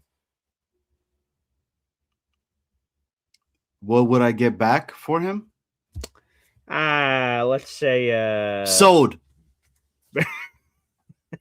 Done. Wow, you're ready to move on that quickly. Wow, that love connection felt so fierce and passionate last year, and a year later, boop, see ya. Don't care. Get out of here, loser. I'm just saying. That's all. That's why that conversation with the Sonny Styles is just so intriguing, right? Because he would fit right then and there. I don't know. Again, I have no idea what they're going to do in free agency. Which is good. That's exciting to me heading into this process of not knowing. Like, quarterback, I saw on Badlands, Joe Caparosa and Connor Rogers. I think they started to do this as a joke, and then I think they were serious by the end. They said, how many quarterbacks do you think could possibly start for the New York Jets in 2026? Like, and not like you could go a season with 4 different starting quarterbacks. They meant like if you could think, oh, they could get Jacoby Brissett, or they could get Kyler Murray, they could get this guy. Just talk about options. And they went back and forth. Joe would say one, Connor would say one, Joe would say one, Connor would say one. They went back and forth, back and forth, back and forth. They named 26 players that could be the starting quarterback, just to show you the craziness of this offseason. We have no idea. Do the Jets like Kyler Murray? Do the Jets like Jacoby Brissett? Do the Jets like Kirk Cousins? Do the Jets like Malik Willis? Do the Jets like this guy? Are they running it back? Is it Brady Cook, Justin Fields, and Tyrod Taylor? Is it a brand new room? Like, we don't know because we don't have any answers. And quite frankly, even when they speak in like 10 days at the combine, are they even going to give us answers then? So, like, there's just an endless amount of possibilities, which on one hand is like, oh boy, what the hell is going to happen? On the other hand, it's exciting. Oh my gosh, it could be anything. I think that's the thing. And Dave Briga comes back and says, Paul, the Alex Anzalone guy is overrated. I hate this bringing in guy stuff like they did with Rodgers and Packers. And Dave, every team does this. This isn't just a Jets thing. Of course, when the Jets brought in Aaron Rodgers, they brought in his people. Now, it didn't work out, but like Clint Kubiak, he's bringing Seahawks people with him to the Raiders because he just went over there. So if you're a head coach, if you're a quarterback, if you're this, if you're that, those just happen every year in every different situation in all kinds of places. I wouldn't lose your lid about it. You or anyone for that. I mean, you guys can do whatever you want. Yeah, I don't tell you guys how to fan, but I just would advise not to lose your lid over it because it happens every year with every team. It's happening right now. Michael LaFleur is bringing Rams people with him. He's bringing Jets people with him. He's bringing Nathaniel Hackett, for God's sakes, to be his offensive coordinator. So there's just endless amounts of love connections that are out there that are going to lead us to a variety of different factors for sure. We'll be on for a little while longer here, Johnny boy. Yes, go ahead. Let me ask you, would Anzalone be an instant upgrade at that Mike position from Sherwood in your eyes? Well, if we look at the history, like Sherwood has had one great year, and the rest of it he was a backup and a special teamer. And then this past year, I thought he was mediocre, with all due respect, Jamie Sherwood. So I think he's had one great year. Alex Anzalone, while people are calling him mid in the comment section, like he's had a ton of production, sacks, picks, tackles, everything. So yes, I think he would be an upgrade at Mike linebacker. How much of an upgrade? I guess we'll see based on Aaron Glenn's defensive play calling, but he would be an upgrade. Now, the thing that I don't know, struggle with is probably too aggressive a way to describe it, but did Jamie Sherwood suck last year because Steve Wilks sucks? Or did we overrate what Jamie Sherwood is? That's a question I'm throwing out to the universe that I have no idea what the answer is, but the Jets need to find out that answer. Because if I'm AG, if I think Jamie Sherwood just sucks, then I want to call up Saleh ASAP and offer him Jamie Sherwood and try to see the best thing I could get, because I know Saleh loves Sherwood, and I can use that to my advantage to get the best possible asset. If I think Sherwood just had a shitty year because Steve Wilks sucks, then I don't just want to sell low on Jamie and Sherwood. I want to rebuild him. So again, bring in potentially an Alex Anzalone. You kick Jamie Sherwood to the Sam or Will position. Again, depending on the defense we're going to run, you kick him to an alternative linebacker role where he's not the guy calling the plays. Maybe Jamie Sherwood thrives. That I'm saying I don't know and would be interesting. So, yes, I think Alex Anzalone would be an upgrade. But the secondary question is answering what you think that he is and what he brings to the table. Hey, we got a phone call here. Mr. Famous Fulton. Whoa. Morning, Paul. He's got the Willy Wonka glasses on here. What's going on Yeah, there, pal? I got some big news for you. Oh, okay. Yeah, please do share. Hang on one second here. Okay. Take a look. Oh, wait, let me go full screen here to understand this. Congratulations, Miraz. 3 years. Thank you for let me see here. Thank you for living your core values. All right, scroll me over to the right a little there. Your commitment to I need a little bit more right action. Your other right. Right? Culture. No, yeah, your culture and your dedication contributed to your excellence, your legendary contributions are what are oh boy, that's a 2-hour future success. Yeah, wow. What is this, Mr. Famous Fulton? It is my 3rd year anniversary. I worked at Texas Roadhouse for 3 years. Texas Roadhouse? Whoa. So my 3-year anniversary. Yep. Yeah.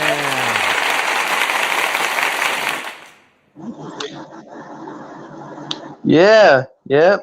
Recently, can you do like that weird well, not weird, whatever it is, the dance that you're supposed to do? Oh, do you know like the yeehaw thing when it's someone's birthday and you got to jump on a saddle?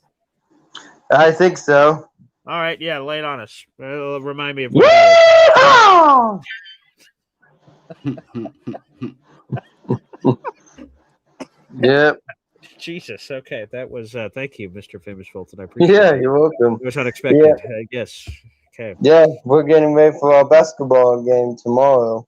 Oh, okay. Who do you guys play? We don't know yet, but we have to be at Parker City, Indiana, and we've got our first game at 10 a.m. in the morning. Okay. And then our second game at 4:30. Oh, okay. And are you going to kick some Patuki, Mr. Famous Fulton? I'm gonna kick some Patuki. Yep. Okay. Sure Nice. Okay. Oh. How many dimes are you dropping? How many times am I dropping? How many dimes? How many times? How many times? Oh, probably like 5 or something like that, or 10. You gonna hit him with the Skip to Malu special? I'm gonna try. You got that. Hit him with that AI crossover. Yep. Or give him some little bit of some Jason Williams white chocolate right there. Bam, bam, bam. You know, no look past. Yeah, exactly. You gotta take full control of everything. Yeah, my mom said to me, don't look at the ball, just make it the shot. And that's what I'm going to try to do for tomorrow's games. and to see how we can do, like how to make some shots and everything, and pass the ball and everything. So yeah, you gotta do that, man. You dunking yet? Not yet, but how do I dunk? I just run as fast as you can, collect yourself, jump up, and just windmill dunk that Vince Carter style. Yeah, that'd be good. I believe in you. Yeah. We got a game next Saturday, and we'll be playing at home in Noblesville at 2:00, and it's gonna be we'll play Catholic High School is playing us. They have the county Chargers, so they'll be playing us. So got it. Yep. That's cool. And I'm gonna date my girlfriend this afternoon. Oh yeah. What's your Valentine's Day plans, Mr. Famous Fulton? Yeah. My girlfriend and I are going to Applebee's today. Ooh, nice. Nice. And then hey, what do you guys get? Next? You're hitting her with the smooth conversations of Yeah. What are you guys going to talk about? I don't know yet. We haven't figured it out yet. So okay, that's all right. Sort of have it on the fly. I like that. What are you gonna? Do you know what you're gonna order from Applebee's there? I don't know. There's like new food items. I don't know what's there to have. So I love the apps. The apps are just terrific. The apps are phenomenal. I haven't been to Applebee's in a hot second, but I want to go back ASAP. Yeah. Hey, Mr. Famous Fulton, are you the dessert at the end of the date? I guess I am. Yep, I sure am. Wow. Okay. My man, that's what I'm talking about. Well, Mr. Famous Fulton, congratulations on all the success. I do actually, I do want to share a treat with you, Mr. Famous Fulton. All right, I would love that. I love surprises. So okay, all right. Well, I'm going to have to work on this surprise here. Let me see if I can work on this while we're all on here together and see if I can make this happen. Because you know what, Mr. Famous Fulton, you do a really good job of spreading love and positivity out there in the universe. Thank you. Yes. And I think on a day, especially like Valentine's Day, I think that's critically important. You know what I mean? Mm-hmm. Mr. Famous Fulton, one more time. You said that again. You celebrated 3 years. Yep, 3 years. 3 years at Texas Roadhouse. What do you do at? Well, what I do? I actually fold silverware, and that's all I do. Okay. So basically, every Friday morning, I go to work and get like the silverware, and then put away the silverware for other people to have. Oh, that's cool. Even if we're busy on Fridays, we just stick with it, and that's the idea to work there, and it's a busy time of year, so. All right, Mr. Famous Fulton, here you go. You know, like the yee-haw thing when it's someone's birthday, you got to jump on a saddle? I think so. All right, yeah, lay it on us. It'll remind me of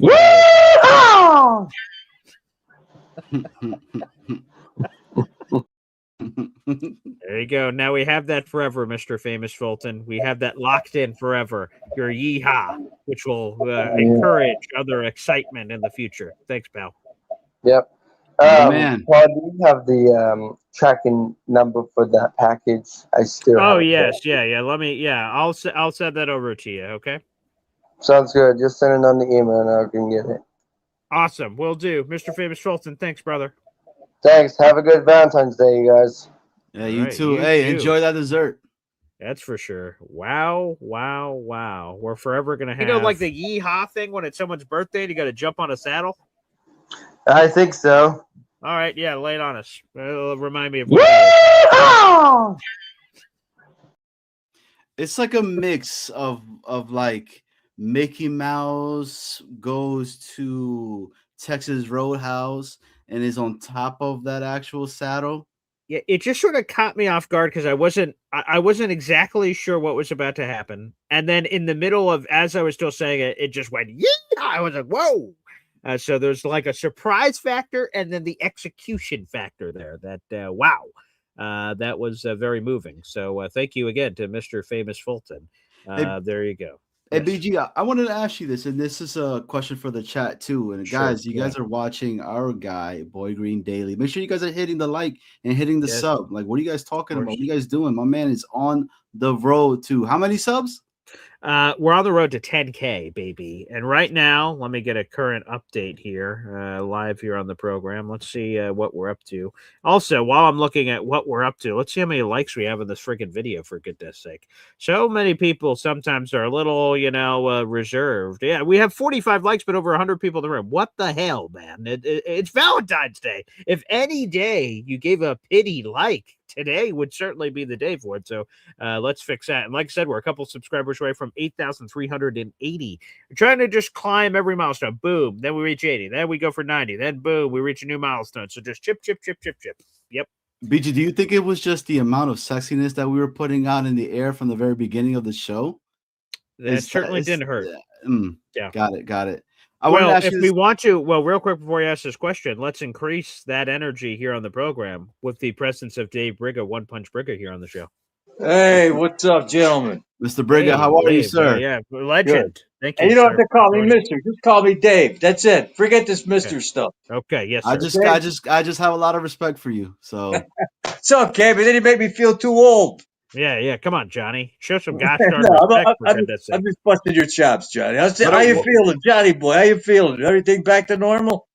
No, but it's day by day, taking it easy. Trying to get it up to. It's about a 9-month recovery. Oh, geez. So it's just taking time, but I feel good. I'm blessed every day.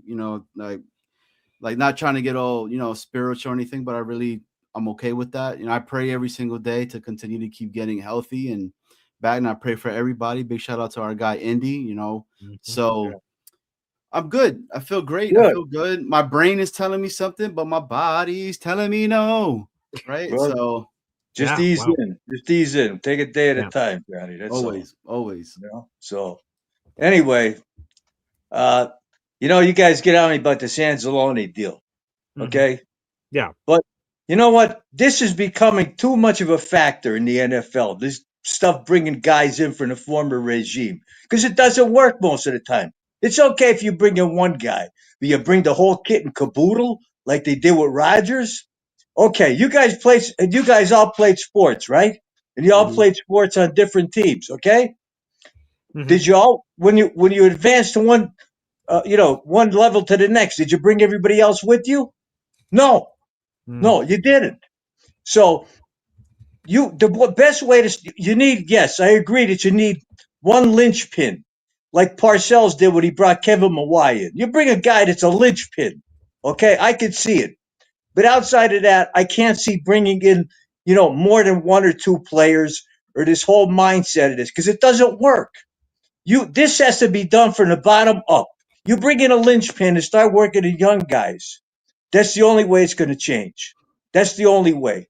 Then you bring all the same coaches. I know this fraternity stuff is big, but fraternity. You ever live in a fraternity? Sometimes you got more problems than anything else. Okay, there's a lot of jealousies that come. There's a lot of stuff that comes from the past. Okay, this type of situation has to be flushed and started from the ground up. You bring in a linchpin, I could see it. This Anzalone, I watched him when he was in New Orleans, then in Detroit. Okay, he wasn't good in New Orleans. Go review the tapes. Oh. Okay, go review the videos. Listen, I'm going to tell you guys something. All right. Okay, I've been around this team in football for a long time. Of course. And when I had to change, when I had to change occupations in the early '90s, I wanted to get into football scouting. I want to go. Oh, cool. And my wife even said to me, "Why don't you write a few letters?" Okay, I did send one to the Jets. I wanted to get into the bottom floor. You know who was the general manager at that time? Dick Steinberg, and he passed away. Oh. Okay. Oh. So I wanted to get into that level, but there was never any return. So, I mean, I would have been starting off from ground zero at the age of like 38, something So like you're that. saying that we would have won a bunch of Super Bowls if they just would have No. hired you? Well, I would have done. Maybe I could have helped out the business office. Maybe I could have helped Well, at that level. that You know would what? have helped. Yeah. Did you see? Now everybody damns this Manish Mehta guy. Okay, and I understand he was. Yes. He's got Okay. quite a reputation. Did you Yeah. see Jake? I guess I don't know if Paul saw. Did you see Jake's show yesterday? I did too. Well, I'll tell you this. So I'm just living my life, doing my thing, and I see, the Jake Asman show thing sort of pop up in my notifications, and I go, Manish Mehta, what the? Yeah. I'm like, 2026? I'm like, what year is it? So it caught me by surprise, and I clicked in and tuned in and listened for a bit. And Manish was telling some stories about Mike Tannenbaum and other things, and that caught me by surprise. I didn't have that name on my bingo cards. I know. That was surprising. I know people mostly flush everything that he says, but Hey, Briga, who were the players that he started naming out? I saw you put that in the chat. Which That Manish? yeah, that he said What? some of the players are are those cancerous, truculent individuals that are in that Oh, he organization. name dropped players on the team that fit that? Even the current players? Yes. The current player? I don't know. I didn't see that part, Johnny. Oh, I missed okay. I know he talked about it. I know he said he had good relations with Santonio Holmes. Then it blew up, I remember. Okay. I misunderstood. I misunderstood. I'm sorry. I think he was talking about the former players when Rex Ryan was there, and I see. Yeah. And Mangini, and he was talking about how Mangini, didn't want to let Woody in, and that led to his downfall. And I really, you know what? It's too bad Mangini couldn't have stayed. I think that guy would have done us, we would have got there with Mangini. Just he was a good Mangini knew how to pick players, and he knew how to develop them. Mangini. Yeah. So I mean, it's too bad. So here's the big question I had. Okay. Now, Manish, we all notice, he's a little whacked, okay? But all right. But but he did mention two things that intrigued me. The front office. We all know about Jaime. The guy's got too much influence in the business. But he mentioned this fellow, Ira Axelrod. Did you hear that? I've never heard of this. Is that guy. Ira from Staten Island? Is that the guy who calls in? No, that's a different Ira. I haven't seen Ira. Okay. Yeah, that's Ira. He's just been a long-suffering fan Axelrod. from Who the hell? Super Bowl III, Ira Axelrod. So we have to find out who this guy is, because he's claiming that he has influence with making football decisions. Both he and Jaime. He says even Jaime has influence there. And Jaime craps on our fans by looking with $100 for parking and all the stuff. Nobody in the stadium, the team. He craps on our fans, this Jaime. So we got to figure out now. Do we actually know that Woody owns 100% of the team? Does he own 100% of this team? Oh, yeah, I'm fairly certain he does. Yes, he does. He does. But let me double see if there's. I was pretty sure he does, but let me see. Hey, and Briga, this is a real good topic that you bring up, because it's something that I've talked about for a while. When they had a lot more people working their front office than our scout team that we had, that's a problem, and then, I mean, AG came in, he was like, yo, we got to get rid of a lot of these things. We need to start putting more people into our scout rooms itself. Yeah. Yes, you're right. There's people that are in the front office that should probably not be there and should have no type of influence on the picks that we're doing. Jaime is one of them for sure. Hey, real quick. So Woody owns the majority of the team, but his brother Christopher owns a chunk, but it is not public information how that split works. So Woody owns the majority of it, so he has majority control, whatever you want to call it. But we don't know the percentage that Christopher owns. And by the way, apparently this Ira Axelrod, who I'm going to be quite honest, I've never heard of this individual in my life, but I gave him a quick Google search. Apparently he is a attorney for Woody Johnson and is considered a quote unquote primary confidant Manish wrote a piece like 11 years ago about Ira, and that's the only thing I've really found on him. And that he has sat in on previous this article is from a decade ago, but he has sat in on GM interviews and is in Woody Johnson's inner circle, according to this article from over a decade ago. So I've never heard of this guy in my life, but Well, these people are the fish stinks from the head down, and this is, I think, is most of our problem here. yeah. We see it, and there's nothing we could do about it. And Briga, let me ask you this: what's your thoughts on the George Pickens conversation that we were having a little bit earlier today? Johnny, what are you going to spend when they have no quarter? You think that guy really has interest in coming here with no quarterback, and he's like, sort of like, Mike Tomlin couldn't control the guy. How's Glenn with all his problems going to control this guy? Unless Frank Reich can find a quarterback that he gets on the same page with. If he doesn't get the ball, he's always PO'd. His antics are, it's good for a team that's there. I just don't. And you need weapons, yes. But how are you gonna, how do you control an individual like this, Johnny? Talent is one thing. It's meshing in with the whole team. I mean, that's a whole. Anybody that's run a business or played sports. Hey, I play sports with guys who, terrific players, but they're all selfish. Mm-hmm. They're all. Some of our practices, they were worse than going in games. The guys that kill each other because the guys who they won't pass the puck. You try. You're fighting your ass off, and the guy you don't get any return. You're playing defense, and I don't. If you're not on the same page with your players, I mean, you got a problem. You guys play sports, you know it, and this is professional sports where they get paid. It's even worse. Mm-hmm. Johnny, it's a great idea if you got the quarterback, and this guy can be controlled, and you spend a lot of money for this guy, Johnny. 100%. But so let's just say he goes, and I get it. Right, it's the quarterback conversation. That's what's going to go back to, and that's my reasoning that I'm constantly going back to the free agency. And free agency right now, I think it is the hugest factor on what they're going to do into the draft, of course, right? But I mean, it's an intriguing conversation because you are going to boost up that wide receiving core. Now, do I think that Frank Wright probably has the correct mindset to maybe be able to help this guy? I think so. But again, we don't know what the Jets are going to do. We have no direction on where they're going to go right now. Right now, we are down. It's been bad, and I'm just hoping that it continues. It has to go up. It has to go up. And I think they put in place a lot better coaches that have a really good blend of old and young.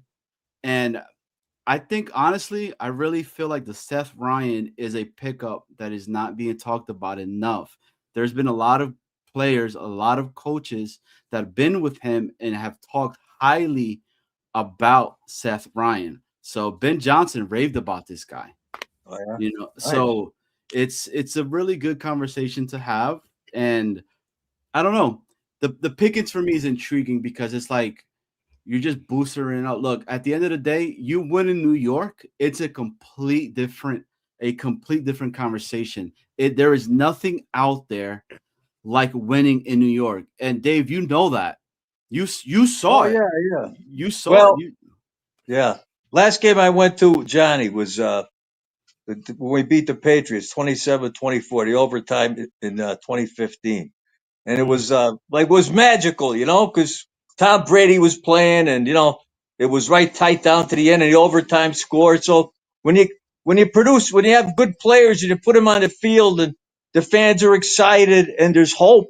Yes, I mean, but there has to be hope. Right now we're in limbo. I don't know. I don't like to be negative, but I only see building here from the ground up, and not wasting money on just bringing in guys that they're not going to mesh. That's my only deal. You need talent, but the guys that spending the team's cap money. Hey, the money, we don't care about their money.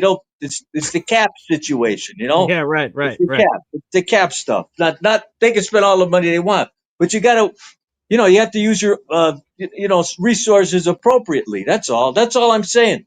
And just to throw wasted on guys that, from the former regime that, may not, just because they're friendly or they have good relationships, that doesn't win you games. Like I say, get a linchpin or whatever, one or two. Not like, Yeah. Hey, that Rodgers stuff didn't work. Come on. He was bringing it.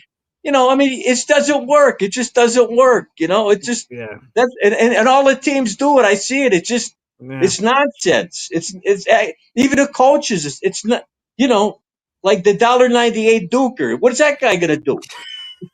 Come on. Glenn's going to be calling the signals. You know what happened there. Hey, and maybe this was direct. They bring in, Wink. So he has 2 interviews. So they had the meeting down in Palm Beach with Woody. Yeah. So what happened? So Woody's probably conferring with Jaime and Axelrod, what appears to be, we're all his, the front office, and they don't want to spend the money. Yeah. That's what it came down. I believe that's what it came down to. I don't know if it's a matter of fact. They weren't going to spend the money because Glenn could be gone next year, and they're stuck with a contract for, Wink. It's a true story because if you replace them, you got to pay all the new guys and the old guys. So what are they paying now? 9 former coaches, right? Including, including and beyond that too. It's just like the Mets are still paying Bobby Bonilla. Hey, that's a smart play. That's a smart play by his agent. Every July. Yeah, right. Yeah, right, thanks, Johnny. You know that. Johnny's a Mets fan. He knows that. Yeah, that's true. Dave, you're the best. You're a legend. Hey, Dave. Listen. Hey, I've been there. I've been there for 65. Okay, 100%. So I don't give up. But you know what? And I've seen a team. Weeb Eubank was a tremendous coach and GM. Weeb, of course. Yeah, Weeb. The worst move we've made was not paying John Riggins. Mm-hmm. I love John Riggins. Oh yeah, Diesel. Yeah, sure. He just didn't want to pay Joe, and he didn't want to pay John Riggins. And John Riggins got offended. You remember what happened? You guys don't know. You know why Johnny Riggins got offended? What's that? Because he was injured the one year, and he didn't make 1,000 yards. He had like 940 something or other. And we've told him, he said he only gave him $1,000 bonus because he came short of 1,000 yards. Oh, yeah. Oh. John Riggins, hey, that guy he's a beautiful guy. He's so real, And sure. If you go review the old videos. Will do. Go review the old videos. You know what he actually said in one of them? He said when he was a rookie. Listen to this story. When he's a rookie, he came in. You know how rookies are. Yeah, they all get razzed. And in the old days, they had the indoctrination stuff with all that. Sure. So he comes in, and he sees in a locker room, Emerson Boozer sitting on the bench smoking a cigarette in the locker room. That's how different things are, right? That's how different things.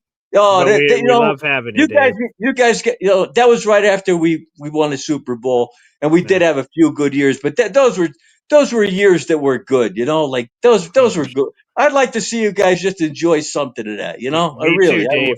Let's speak it into existence. You're the best, Dave. You are a legend.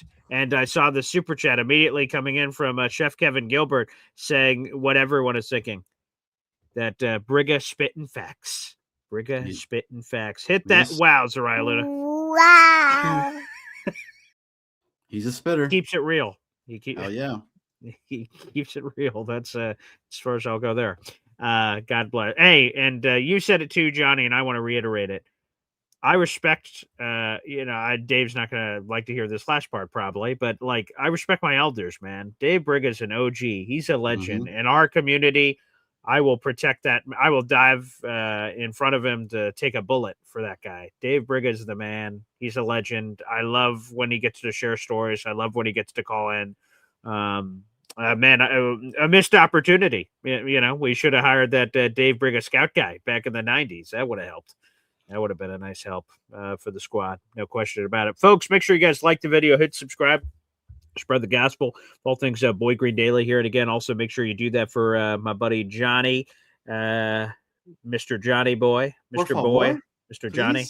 Yeah, please show some gosh darn love out there in the audience for my man. And subscribe to Jets Worldwide, all one word. That is, again, Jets Worldwide. Pow! Right there on your screen. Pow, pow! If you're watching your computer, you can jump to your phone real quick, or vice versa. If you're on the phone, you can jump to your computer and make sure you subscribe, show your support. They're getting closer and closer to monetization. So salute to JWW here on the program. All right, putting back more to the content phones. out there, man. So we're trying. Oh yeah. Give us a tease. we- What do you got cooking? Come on now. Oh, we just up there. We're really getting and digging deep into the free agency and trying to get into the draft. I feel like for us right now, I think free agency is the key that we really want to start keying into. So we're looking into that.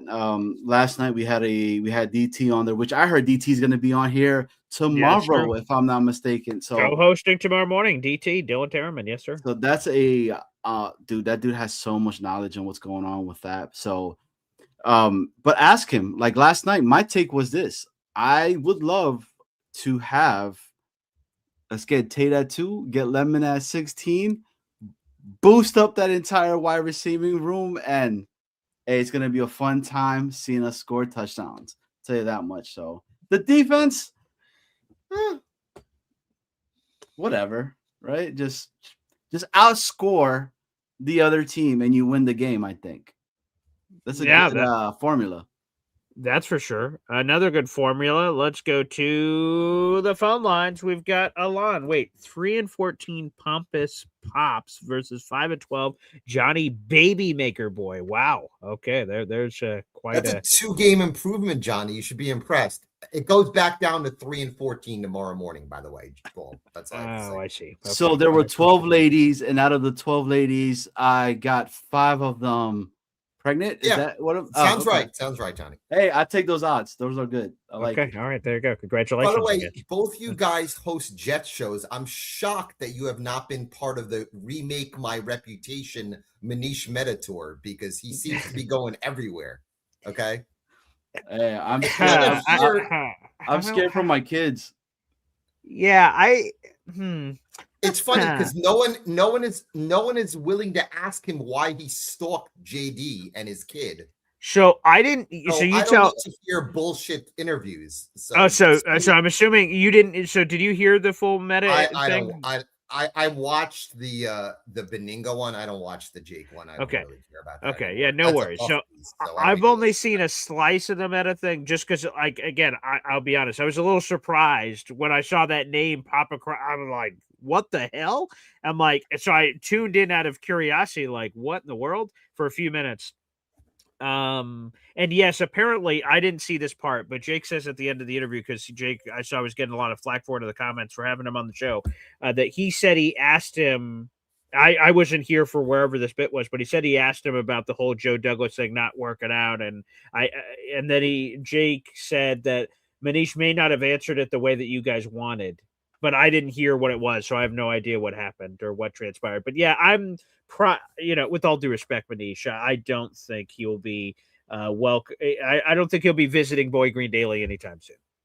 I don't need to watch an infomercial for an hour and a half for a guy who's just been spewing crap for years. So God bless him. I'm glad he's able to go to different shows and they can give him puff pieces for an hour and a half. God bless. It's great. Great intel for guys who really don't give a crap. Couple of comments. First of all, Paul, what is your fascination with Alex Anzalone at 32 years old? I'm just dying to know this one. Fascination is an interesting F word to use. I would just that's say the clean one, by the way. I'm just trying to be nice. Thank God. I appreciate that for our children, viewers. It's the hair. It's the hair, dude. Look. Is it the hair? It's the hair. I mean, it doesn't hurt. I mean, honestly, the locks look still golden. So a shout out to Alex and whatever product he uses for that thing, that mane.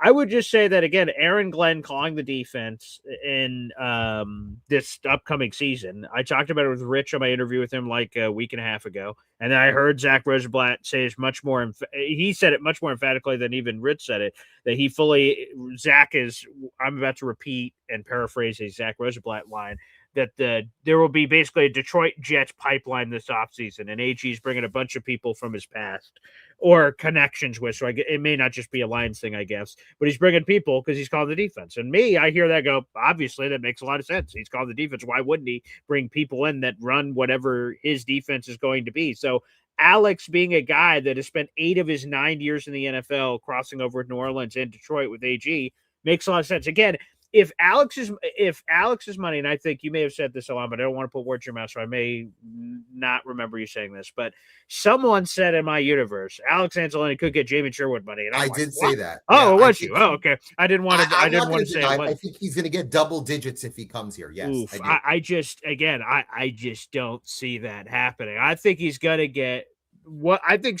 Spot Track isn't always right, of course, but I think that's the ballpark that before I even saw what the number was. If someone said, "Hey, Alex Anzalone is going to sign with the Jets this offseason," in my head, I'm like, I think that's something like a 2-year deal for like $16 million, $8 million a year. He's doing he's in the Frank Reich line. He's doing a favor to his guy AG, and he's going to this place, and he loves AG, and Big Boo Bam, he comes over here. And that was in my head. And then when I saw the thing, it was a little less. I'm like, oh, 2 years for 15. That was sort of the ballpark of my head. So when I hear it's going to be like double digit, I'm like, I just don't see it at all with his age and everything. I don't see it. But I see him as, when Rex Ryan came here, he brought in Bart Scott, and Bart Scott was his guy. He's bringing in his own much poorer man's version of Bart Scott, which to help run his defense. So to me, I don't think there's a fascination. Like I just have this man crush for Alex Anzalone, although you could understand that if you saw, that beautiful mane. But I think it's just him bringing in an AG guy. So I think the money is going to be, relatively speaking, inconsequential. So I'm not losing my marbles if they bring him in. If they sign him to a 3-year, $45 million deal, marbles may be lost. Okay. The only way I would bring Anzalone in is a 1-year deal to be our number 3 linebacker. I have no interest in having Alex Anzalone be a starter anymore. I just don't think he is that. And the only guy on the Lion team that I would actually have interest in, if I was Jack the Campbell, Jets, if we could get him, I'll be all they're about not it. getting Jack. I would love be Jack Campbell. all about it, bro. Where did that even come from? Because Why would Jack people in the Campbell chat be have been available? saying, "Go get Jack Campbell." Jack Campbell is going nowhere. From 100%. how? From what? What? Why? How? I'm not saying 2 number ones that might work. Yeah, I don't understand why would. Okay, everyone says like, "Hey, the Jets should get Patrick Mahomes." Like, okay, I understand why the Jets would want Patrick Mahomes, but why would the Chiefs give up Patrick Mahomes? And I just compared Jack Campbell to Patrick Mahomes, but like, I get why the Jets would want Jack Campbell, but why would the Lions give up Jack Campbell? I don't understand. I mean, that's There's the linebacker. Sorry. That's the linebacker that from Detroit that could potentially come over here and be the guy to fix. But isn't he under contract? In place. Johnny, he's not coming. I know. We would have to trade for him. But there's one player that has won the same award that Jack Campbell won before in college, right? There's something to say for that and maybe a potential conversation. I don't know if he would fit, but dude, Nakobe Dean, he's a free agent. I would take a swing at him, man. I think he might be light for what Glenn is looking for.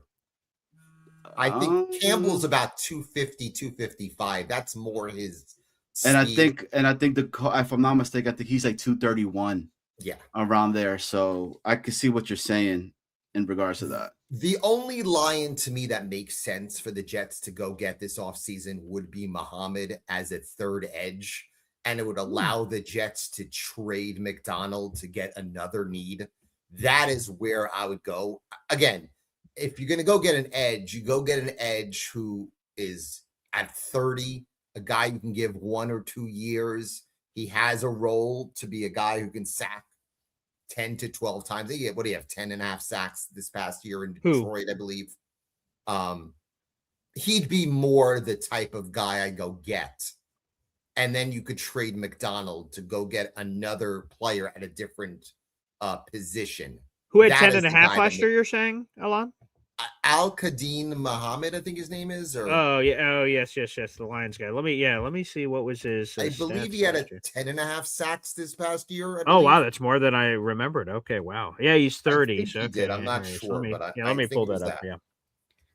Okay, that would be more the Lion I would go get because he would fit a role and it would allow. Whoa, yeah, he had 11 sacks last year. Holy crap! Yeah, wow. He would fit more of a role for the Jets because I think he would be that third edge and it would allow the Jets to find another need in trading McDonald maybe to the Titans for pick 66, where you can go get yourself maybe a Jadarian Price to be the heir apparent to Breece Hall. That makes more sense than people who continue to talk about Jeremiah Love at 2, which is just comical. Hey, real quick, Alon, because I see this J__D__S says Muhammad Wilkerson is coming back. Wow. Crazy story. I live here in the Syracuse area. Muhammad Wilkerson, talk about this random, like I pick up the newspaper, go, wait, what? Muhammad Wilkerson got hired by Syracuse football. He lives 30 minutes away from me. He's in their building as part of like either working with the defense or he's either doing like a quasi coaching role, quasi recruiting role, like NIL stuff. And I was like, what the fuck? So if I run into Muhammad Wilkerson here at the grocery store, what should I tell Muhammad Wilkerson?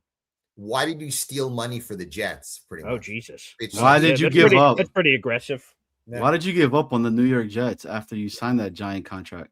That is kind of weird. Like what happened? My final comment is I'm going to piggyback off what Johnny said about drafting Carnell Tate at 2. Yes. Again, I don't need a number 1B at the second pick in the draft, and that's what Carnell Tate is. He's not a 1A receiver. You can find 1B. You can find number 2 receivers at pick 44. You can find him on day 2 of free agency. There's no need to draft a receiver that high. Go get your edge, whether it's Reese or whether it's Bailey, and plug him in at the edge. Or if you are intrigued by Reese, you can play him all over the field, be that jack of all trades type of linebacker who you could play at edge. That makes more sense. You want to get an impact player at 2. I don't need a 1B Carnell Tate at 2. It just doesn't make sense for me. Alon, how much math do you do in your normal day-to-day job? A lot. Oh, good. Okay, then you're the perfect guy. So if Carnell Tate is a 1B and Garrett Wilson's a 1B, 1B plus 1B equals what? 1B plus 1B equals the Jets don't have a 1A wide receiver. Oh, that's not nice. But let me so I want to piggyback off of that. Sure. So Alan, so my take, right, is what I've been trying to say is I want to continue to keep boosting up the offense. I feel like it's always been defense. It's always been defense. It's always been defense. Then the conversation goes to, well, look what Seattle did, right? Their defense is who really won them the Super Bowl this year, the year before that, blah, blah, blah. We've always gone defense, right? And it's been that same formula, and it's led to the same outcome every single year. So I'm saying, like, get me those wide receivers, boost up that wide receiving room. That's why the Pickens conversation for me, like, I understand that he's a head case. I understand that part of it, but talent-wise, okay, he has it. So if there is a conversation to be made with Pickens and it's a potential, and it would only cost me a second, right, for Pickens, why would I not want to do that to potentially have a wide receiving room that could be your Wilson, could be your Pickens? Then at that route, when we go into the draft, I could see us getting get yourself your defensive player that you want, right? You get your joker in Reese. Maybe you go Bane, or maybe you go insert other name. And then at 16, get yourself another weapon, right? Take a freaking take a Lemon or take a Sadiq out there, and you get Sadiq. You get your two tight ends there. And you're telling me that you wouldn't feel better, right, as a quarterback that's looking at the wide receiving room, as looking at the offense with a guy that's mature like Frank, right, that's typically not married to just one scheme itself, and you would say, maybe this is a jump start for my career again, right? A la your Cousins, a la your Marcus Mariota, a la these other players that could potentially be there for us, because you're dummy proofing the offense for the quarterback that essentially you would get if it's the vet avenue that we're going to go into. If Josh Allen was my quarterback, I'm all for George Pickens.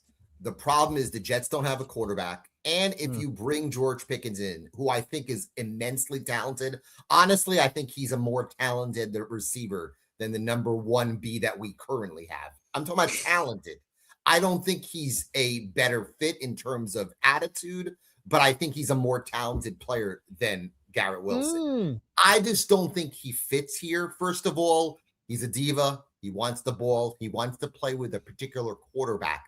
The Jets don't have that right now. I love George Pickens' talent. I just don't think George Pickens would work here in New York.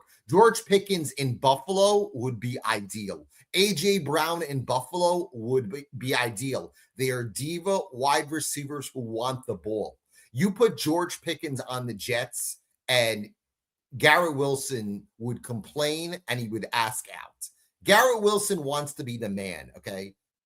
Do I think he's a 1A? I never thought he was a 1A. I never did. I think he's a 1B. If you put George Pickens on this team, the complaining coming from Wilson would be out of control. Again, I just don't think that Pickens works here. And I love Pickens' talent. But that for me, right, seeing it as a competitor, right, you got this guy that you're putting in here with us. I'm like, damn, I need to be at my all-time best. I need to make sure that I am going to be the top wide receiver for the New York Jets over Pickens. So, like, you know, what's going on, man?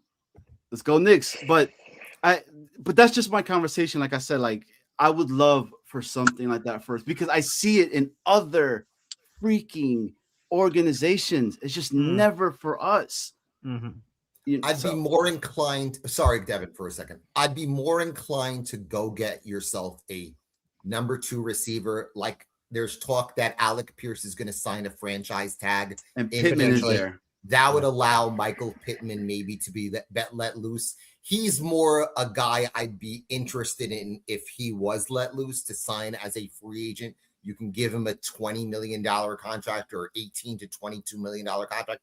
That fits better for this roster. I don't think Michael Pittman is the diva that George Pickens is. But isn't every wide receiver considered real quick? diva? Let me just welcome him into the octagon. DNY for life. Devin has now entered the quad box. Good morning, gentlemen. Top of the morning to you, Devin. Oh, okay. Hey, Johnny boy, what's good, my brother? What's going on, dude? And good morning, Alon. You know, now that I got these pleasantries out the way, I just want to say, how in the world we know what Garrett Wilson is when he's never had a good quarterback? How in the world do we know that he's not a 1A when he's never had a good quarterback? That's a good question. And he still gets 1,000 yards when healthy. He does. That's by very definition, that is a 1A receiver. George Pickens, Alon, you kill me, bro. You come on here all the time and you have some great points. I'm not gonna say all your points stink, but sometimes you say things like Mayday. You don't retract it neither. And he sucked. Awful, but you know what? I take him as my quarterback than anybody on the Jets right now. Well, that's not like I take him over the guy you love, that Justin Fields. By the way, did you burn that jersey yet or not yet? Did you? I will not burn that jersey yet, but you know what? I will still support Justin Fields. Like, I will support anybody that's on my team, bro. That's the point here. Like, you come on here and you say these things that are like, some of them have some validity to them, but a lot of them are like outlandish, and you're always taking a shot at the current players. I don't understand it. When Garrett Wilson has not had an opportunity to actually be, he's a 1B. He's not a 1B. By very definition of, he is a 1B. I'm sorry. What's the best quarterback that he's had on this team to play with? I Aaron Rodgers, see a great route runner in Garrett Wilson, and I see a guy who drops a lot of passes. I do. Pickens drops passes. Jamar Chase drops passes. Jamar Chase came into the league. He's the number 1 receiver. Jamar Chase came into the league dropping passes in the beginning of his training camp, so much so that everyone was concerned that he might be a bust. And now we look at him as either one of the best wide receivers in the league. Him, and you know else who dropped some passes as well? Justin Jefferson, who is also considered to be one of the I think being they drop passes. And they've had better quarterbacks. Both of those individuals have had substantially better quarterbacks than Garrett Wilson has ever seen in his life as a Jet. So let's give it an opportunity. You know what? Let's give him an opportunity. Let's say let's make a decision about him when he's able to have a good quarterback. I'm not even asking for a great quarterback. I'm asking for somebody that's just competent. You know what I'm saying? Like Aaron Rodgers was somewhat competent, but then he was great before he was great before. I'm going to say great. Let me retract that. He was okay before Devontae Adams got here. Devontae Adams gets here, and all of a sudden he's like, "Oh, Garrett Wilson doesn't exist." That's ridiculous. I would love to see someone, actually along those lines of a Jacoby Brissett or a Derek Carr that actually will look at and distribute the ball to the open man. We do not know what they are. Furthermore, we do not know all of this. And I hear you. I hear you, Alon. Like I hear you, bro.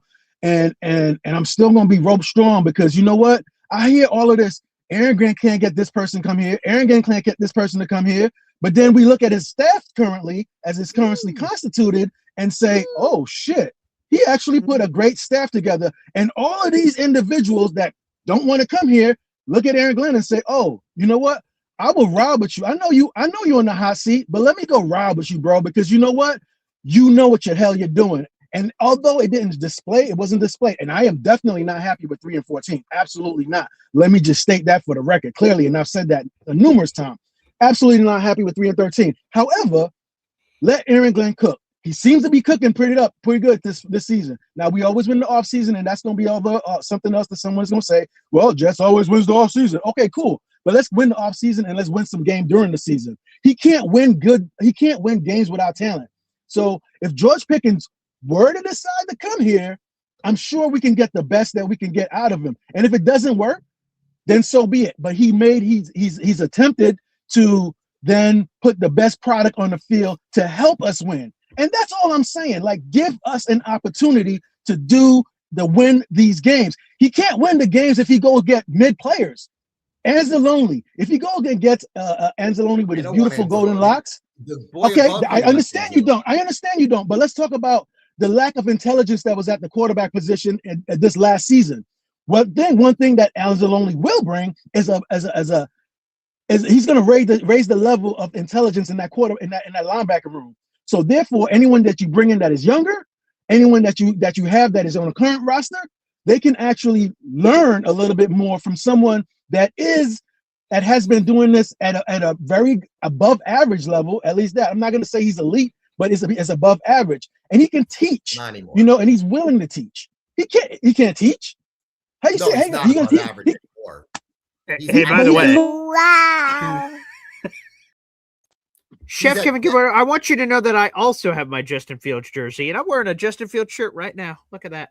Shout out to our number one Austrian fan who made this in Austria. Above average anymore. He's not. He's average at best. Perhaps. And again, and then this other thought of trading Will McDonald when we finally have a good defensive line coach that we all agreed we needed a better defensive line coach. And if we switch to a 3-4, will not a Will McDonald be the best thing in a 3-4? Like, wouldn't that fit him? His talent scheme a little bit better, standing up, Devin, not having to put his hand in the dirt. Are you picking up his $15 million option? Absolutely. I got $100 million. I got $100 million. I got $100 million. I think most people it's worth a year shot. It's worth a year shot. The dude got 8. How many sacks did he get this year? Granted, 4 of them was like in one game, right? But still, he has. Yeah. Thank you. Jumping over the line. How many? And I was pissed off. I saw a thing on NFL Network the other day, and they was talking about top plays. And that shit that Will McDonald did, jumping over the line, blocking that punt, picking up and scoop and score. How did that not make the list? You know what I'm saying? So I'm just saying, bro, like, can we allow Aaron Glenn to actually do this thing called coaching? And yes, he did not do a great job his first season, but he also needed to evaluate the staff. And we substantially overrated the individuals that was on this team by a large margin, So yes, he's going to do an overhaul. We're not going to, if we don't win 8-9 games this season and they fire Aaron Glenn, see, you laugh, but I'm like, but if you put the talent around him, if George Pickens is on this team, okay, but if George Pickens is on this team, George Pickens AD is not Mitchell. doing it the Jets. Oh, well, for money, dude, he's just talking about he's a diva. Divas like to get paid. Trade for him. He likes to get paid, but they're going to restructure the More than contract. Garrett Wilson. Well, let me say this before anyone moves about any the same forward amount. about this many wins or that many wins. None of us in this quad box can possibly say good, bad, or indifferent how the Jets are going to do this season until they get a quarterback. We don't know who their quarterback's going to be. If you tell me, Paul, the starting quarterback for the 2026 season will be Marcus Mariota, I could give you a win projection for that. If you tell me it's going to be Kirk Cousins, if you tell me it's Tanner McKee, if you tell me it's this guy, there are a wide range of projections based on just at least who's playing quarterback, let alone the rest of the offseason of draft free agency and everything else. So we don't know. So Devin says 8 or 9 games. Someone else says 10, 11. Someone says 2. Someone says 1. Someone says 3, 4, 5. We don't know until we know who the quarterback is. Well, we do know we need we do know that we have a lot of needs, and we have the capability between the draft and between free agency. And again, all of this, nobody's coming here. Nobody likes AG, but I keep hearing all of these players in the NFL hold him in high regard. So if they're holding him in high regard, these dudes are also intelligent. You know, a quarterback is also going to look at our offensive line and be like, damn, I could work with that. Those dudes are, they're going out there mauling. Quarterbacks, Justin Fields is standing up there, is back there for 6 seconds holding the ball. I could have got that out. You know what I mean? I could hit somebody that's open. So we got a great offensive line. If Breece doesn't want to be here, fine, dude. But you know what I would do? I would tag his ass as well, because you know what? What I'm not going to do is just give your ass away for free. So I'm going to tag you, and you got 2 choices. Either you're going to play ball, and then you're going to put something good on tape so you can get the hell out of here next year, or you will suck, and then you're going to get out of here again next year, and you're not getting paid. So if you want to get paid, you got to produce. Why didn't they trade him at the deadline? I'm glad they didn't trade him at the deadline, because Glenn said, "I'm going to rely on Breece." Why? What? So we could have been even worse, and then there's even more. And there's even more. I don't give a shit what he wants. Yeah, 100%. We own his right. I don't care 100%. What he wants. I am definitely. I don't give a shit what Breece Hall wants. If I have a friend, if he tells me I don't want to be here, I'm like, oh, okay, well, I guess you can leave then if you don't want to be here. Hell no, we have the rights. If we tag his ass, sorry, sucker, you here. It is what it is. And I'm going to make you play. And then you know what? Next year, maybe I'll trade your ass by the trade deadline because you're producing well. And then you can go where you want to go. And I'll get some assets back for you. Furthermore, on the George Pickens contract situation, one of the other things that we've learned about the Jets organization is Darren Muji knows how to put a contract together. You know what I'm saying? Like I didn't think that trade, that Sauce Gardner trade was possible, but based off how he structured that contract, we were able to trade him and get amazing compensation. So I'm gonna let Muji and Aaron do their thing. Let's do this offseason and allow these guys to actually let's see what the product is before we come up with all of these negative statements. One of the things I love when people come on here all the time and say, I'm not a negative person, but then you spew off a whole bunch of negative comments, and it's like, what the hell? If you're not, you are like Barcel said, you are what your record says you are. So you are what you say you are. If you're saying negative things, you are a negative person in the draft. I didn't say trading nothing. Who's going to want $35 million a year. Who's that? That's Pickens. Who am I trading for? You're trading. I'm not trading. I didn't say I'm trading that. How do you know it's going to be worth that? You're going to have to. How do you know? How do you know that's what it's going to take? You have to trade for him. We don't know. I understand that. We don't know how Darren Muji can cook. Darren Muji does shit that I've not seen before. Muji is so not trading the 44th pick for George Pickens. He's not. If he doesn't, whatever he does, I'll agree with. Alon, what do you think the pick's going to be? It would be the 44th pick. Yeah. Oh, I thought you were saying it wasn't going to be the. What? Oh, I see what you're saying. You're saying it would take the 44th pick and he would not trade the 44th. He would not. I don't think. Okay. He would do it. I was about to say it wouldn't be anything. It would be if the Jets were going to do this, they would give the Cowboys their pick back. Here it's gift wrapped. Here's your 44th pick back. And then, of course, the Jets would immediately have to extend George Pickens because there's no way you're trading for the tag. And then how much do you think? I think he would get between $32 and $35 million a year. I don't think so. Whatever, I don't think whatever Darren Muji deems that's is appropriate, and Darren Muji is not going to trade for George Pickens without having that contract set up already. And if Darren Muji thinks that, you know what, I'm going to trade for him and I'm going to give him, let's say 33. I'll meet you in the middle. I'll give him $33 million a year. Guess what? If I bet you this, if George Pickens comes here and shit the bed, Darren Muji's going to have an out in that contract to get his ass out of here. But if he come here and he's successful, if you said he's a 1A, so if he's a 1A and he is doing the thing that he needs to do, then it's well worth the 44th pick in the draft and giving him the money that he's You're earned. gonna pay And Alon, the franchise tag Alon is $28 million. The Jets, you're telling me, are paying at least $4 million more per year plus on that. I think the Jets have only way that deal gets made is if there's a contract in hand, and he will sign I agree. Than $28 million.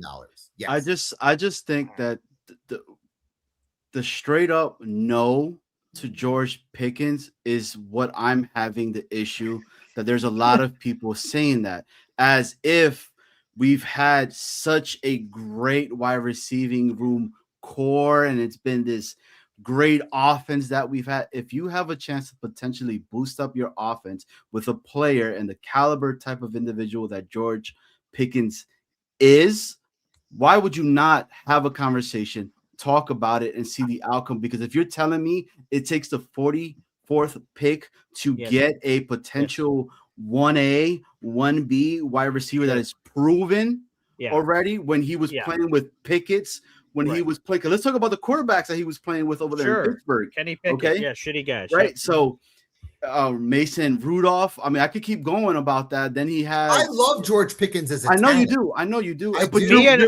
you're one of the ones that are saying, like, I get the contract aspect of it. The contract's going to be a big it's going to issue. be. I can see what you're coming at, but there's a lot of people that are just saying straight up no because they're like, he's a diva. And I'm like, well, have you ever played any kind of sport? Because every wide receiver that's super good has always been a diva in my eyes. And if my wide receiver is not saying that I don't want the ball, I want the ball, right? That's a good thing in my eyes. But that's just my thing.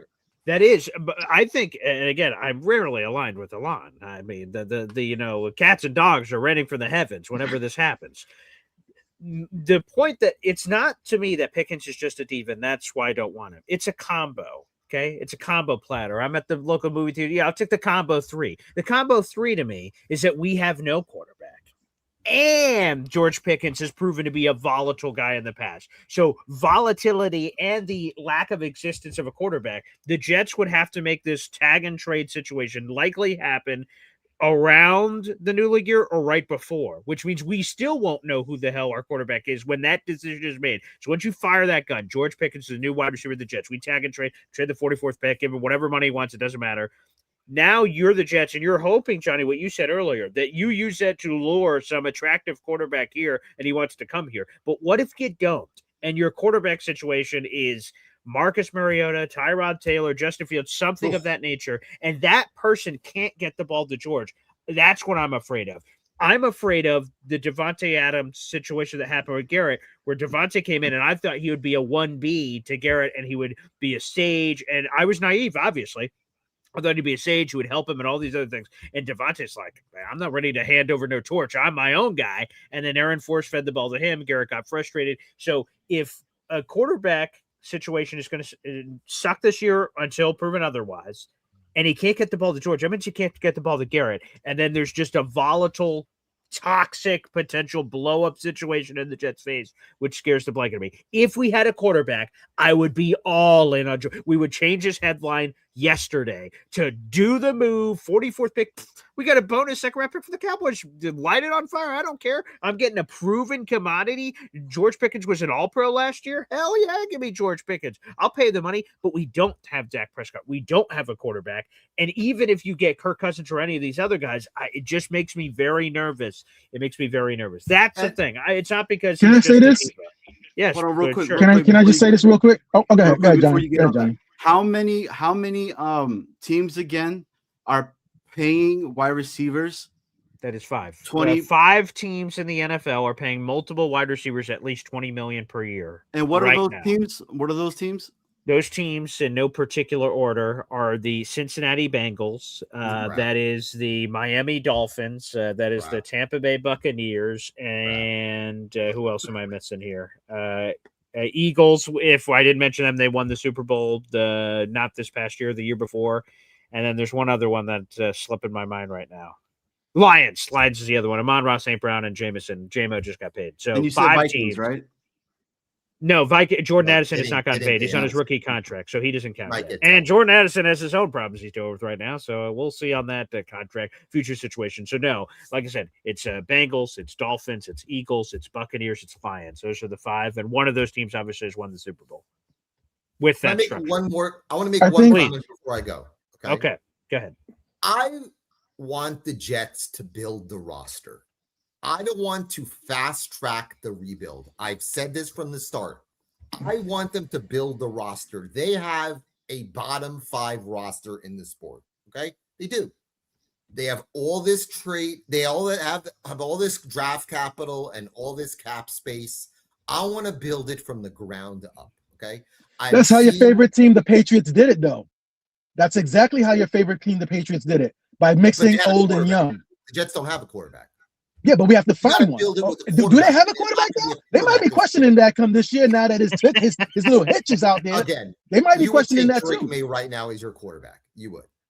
Absolutely, I would. I'm not gonna lie, I would, because he's better than anything I have right now. But still, his little hitches out there, and that's how they built their team. That your super team that you love. And draft your quarterback in 2027. I've said that for months, and that's what they should do. You also said Drake May was going to do well in the Super Bowl, then he didn't. So there's that.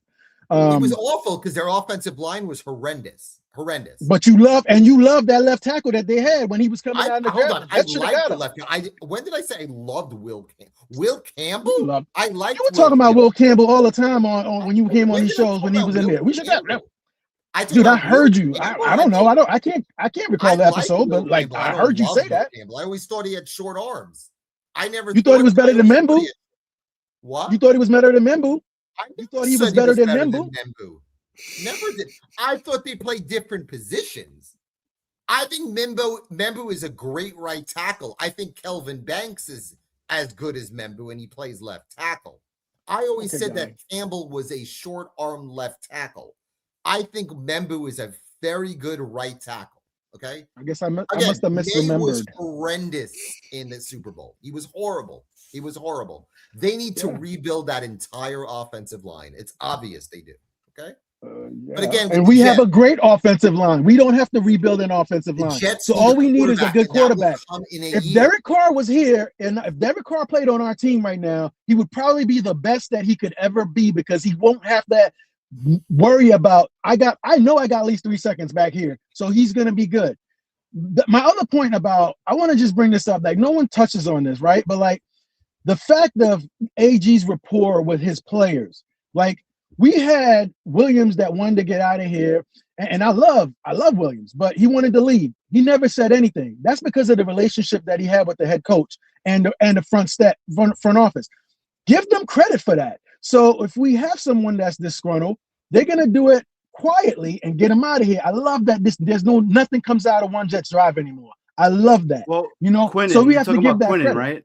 Quinnen wanted to get out of here. 3 times he has to get out of here and never heard anything.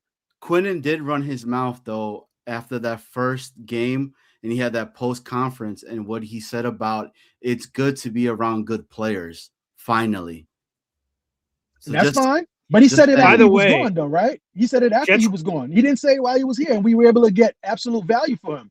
True story. True story. Yeah, Snowball says that smile, boys. I mean, I would if I was on a plane to Hawaii. Yeah, way to go, Snowball, you bastard. Love you, Snowball. Shout out to Snowball. Shout out to Jets Worldwide. Appreciate Johnny, before you guys get me up out of here, man. And Alon, I love this back and forth with you, and it's respectful, and I appreciate that, man. And I really do. I appreciate your perspective. You know, I'm gonna rebut you, but I appreciate your perspective because it gives you something else to think about. It gives you another, something to think about. I would love, Johnny. You and I both live in Virginia, and I really would like to connect with you at some point, my brother. Have dinner or something like that. So if you can let's get up. if we could get my contact info from BG, that would be I'll perfect. I'll If you share want that. to, if you want to, I'm throwing that out there. If you want to turn me down on Valentine's Day, I'll cry, but that's okay. Yeah, that'd be pretty fucked up, Johnny boy. That would Hey, be I'm really all messed up. about this is the Boy Green Daily. Not only are we talking about New York Jets, but we're also talking about linking up and having great love connections here at the Boy Green Daily. And let me let you guys know, my hair is very long. Wow. Okay. So we'd love to thank everybody for watching Boy Green Daily, 7:30 a.m. Eastern Standard Time. All New York Jets conversations. More. Okay. Wow. Okay. Wow. Okay. Whoa. Look at that hair. Okay. All right, Devin. Hopefully, and no hair. Hair could go with no hair.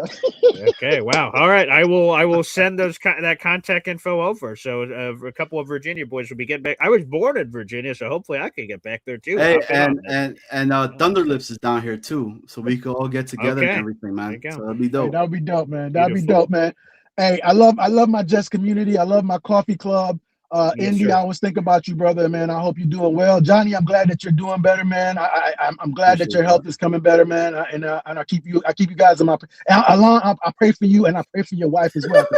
She is one amazing woman having to contend with you. Yeah, that's no question about that. But you are a lucky man. So at least you know you're a lucky man. So that's awesome. Thanks, Devin. Thanks, brother. Man, that was this roller coaster. You know what's funny? Alan goes, and my third final. But yeah, one thing real quick before I get out of here. It's a flaw of mine. I totally understand that. No, it was good but look, again, build the roster. That's all I ask. Build the roster from the bottom up. Fair enough. That's it. A good strategy. Get your quarterback in 2027. Happy Valentine's Day. And that's why I'm saying get your offense boosted all the way up. Dude, you put that too. quarterback. Have a good one, guys. Okay, there he is. Alon joining us here on the show. All right, Johnny, let's put a bow on this puppy. 2.5 hours. Thank you guys for tuning in. Guys, make sure you guys like the video. That's a free way to contribute. I appreciate everybody that dips into their pockets for super chats and memberships. Again, DNY for Life gifted a membership today. Chef Kevin Gilbert sent in 3 super chats. Mahar Khalil sent in 2 super chats. So thank you. That helps support the show for sure. And that dinner tonight with my fiance. So thank you. But appreciate you guys out there in the audience. But the free way to contribute is by liking the video, hitting subscribe. Liking the video puts this Jet Show in front of other Jet shows in the universe. And of course, subscribing gives us more opportunity to be in front of a larger audience, whether that's Boy Green Daily or Jets Worldwide. So, Johnny, fun show. Thanks for co-hosting with me, pal. Dude, thank you so much, man. Like I stated, I appreciate you so much giving us the opportunity over here at Jets Worldwide. Why? You see the host with the most is flying high. He's making sure he's tagging Jets Worldwide everywhere. He is in Hawaii, drinking a couple of some Mai Tais, riding some waves, looking at the whales, and being able to enjoy that beautiful sun up in good old Hawaii. So Jets Worldwide, come over, show some love. But first and foremost, make sure you hit the hit the sub for our guy, Boy Green Daily, because it's the love connection, and that's what we're doing here today. Amen. Well, thanks everybody. Enjoy your Valentine's Day. If you just discovered during the show it's Valentine's Day, well, you have some work to do before the day is finished. So make sure you go do that. Movies, flowers, chocolates, perhaps, whatever revs your engine. Make sure you guys get that cooking. So God bless everybody. Thanks for tuning in, and we'll be back tomorrow morning. Hey, DT Dylan Terraman will be co-hosting the Sunday show for at least a chunk. So appreciate that. So we'll have some more Jets content creator love on the program. Thanks, everybody. We'll see you. Happy Valentine's Day.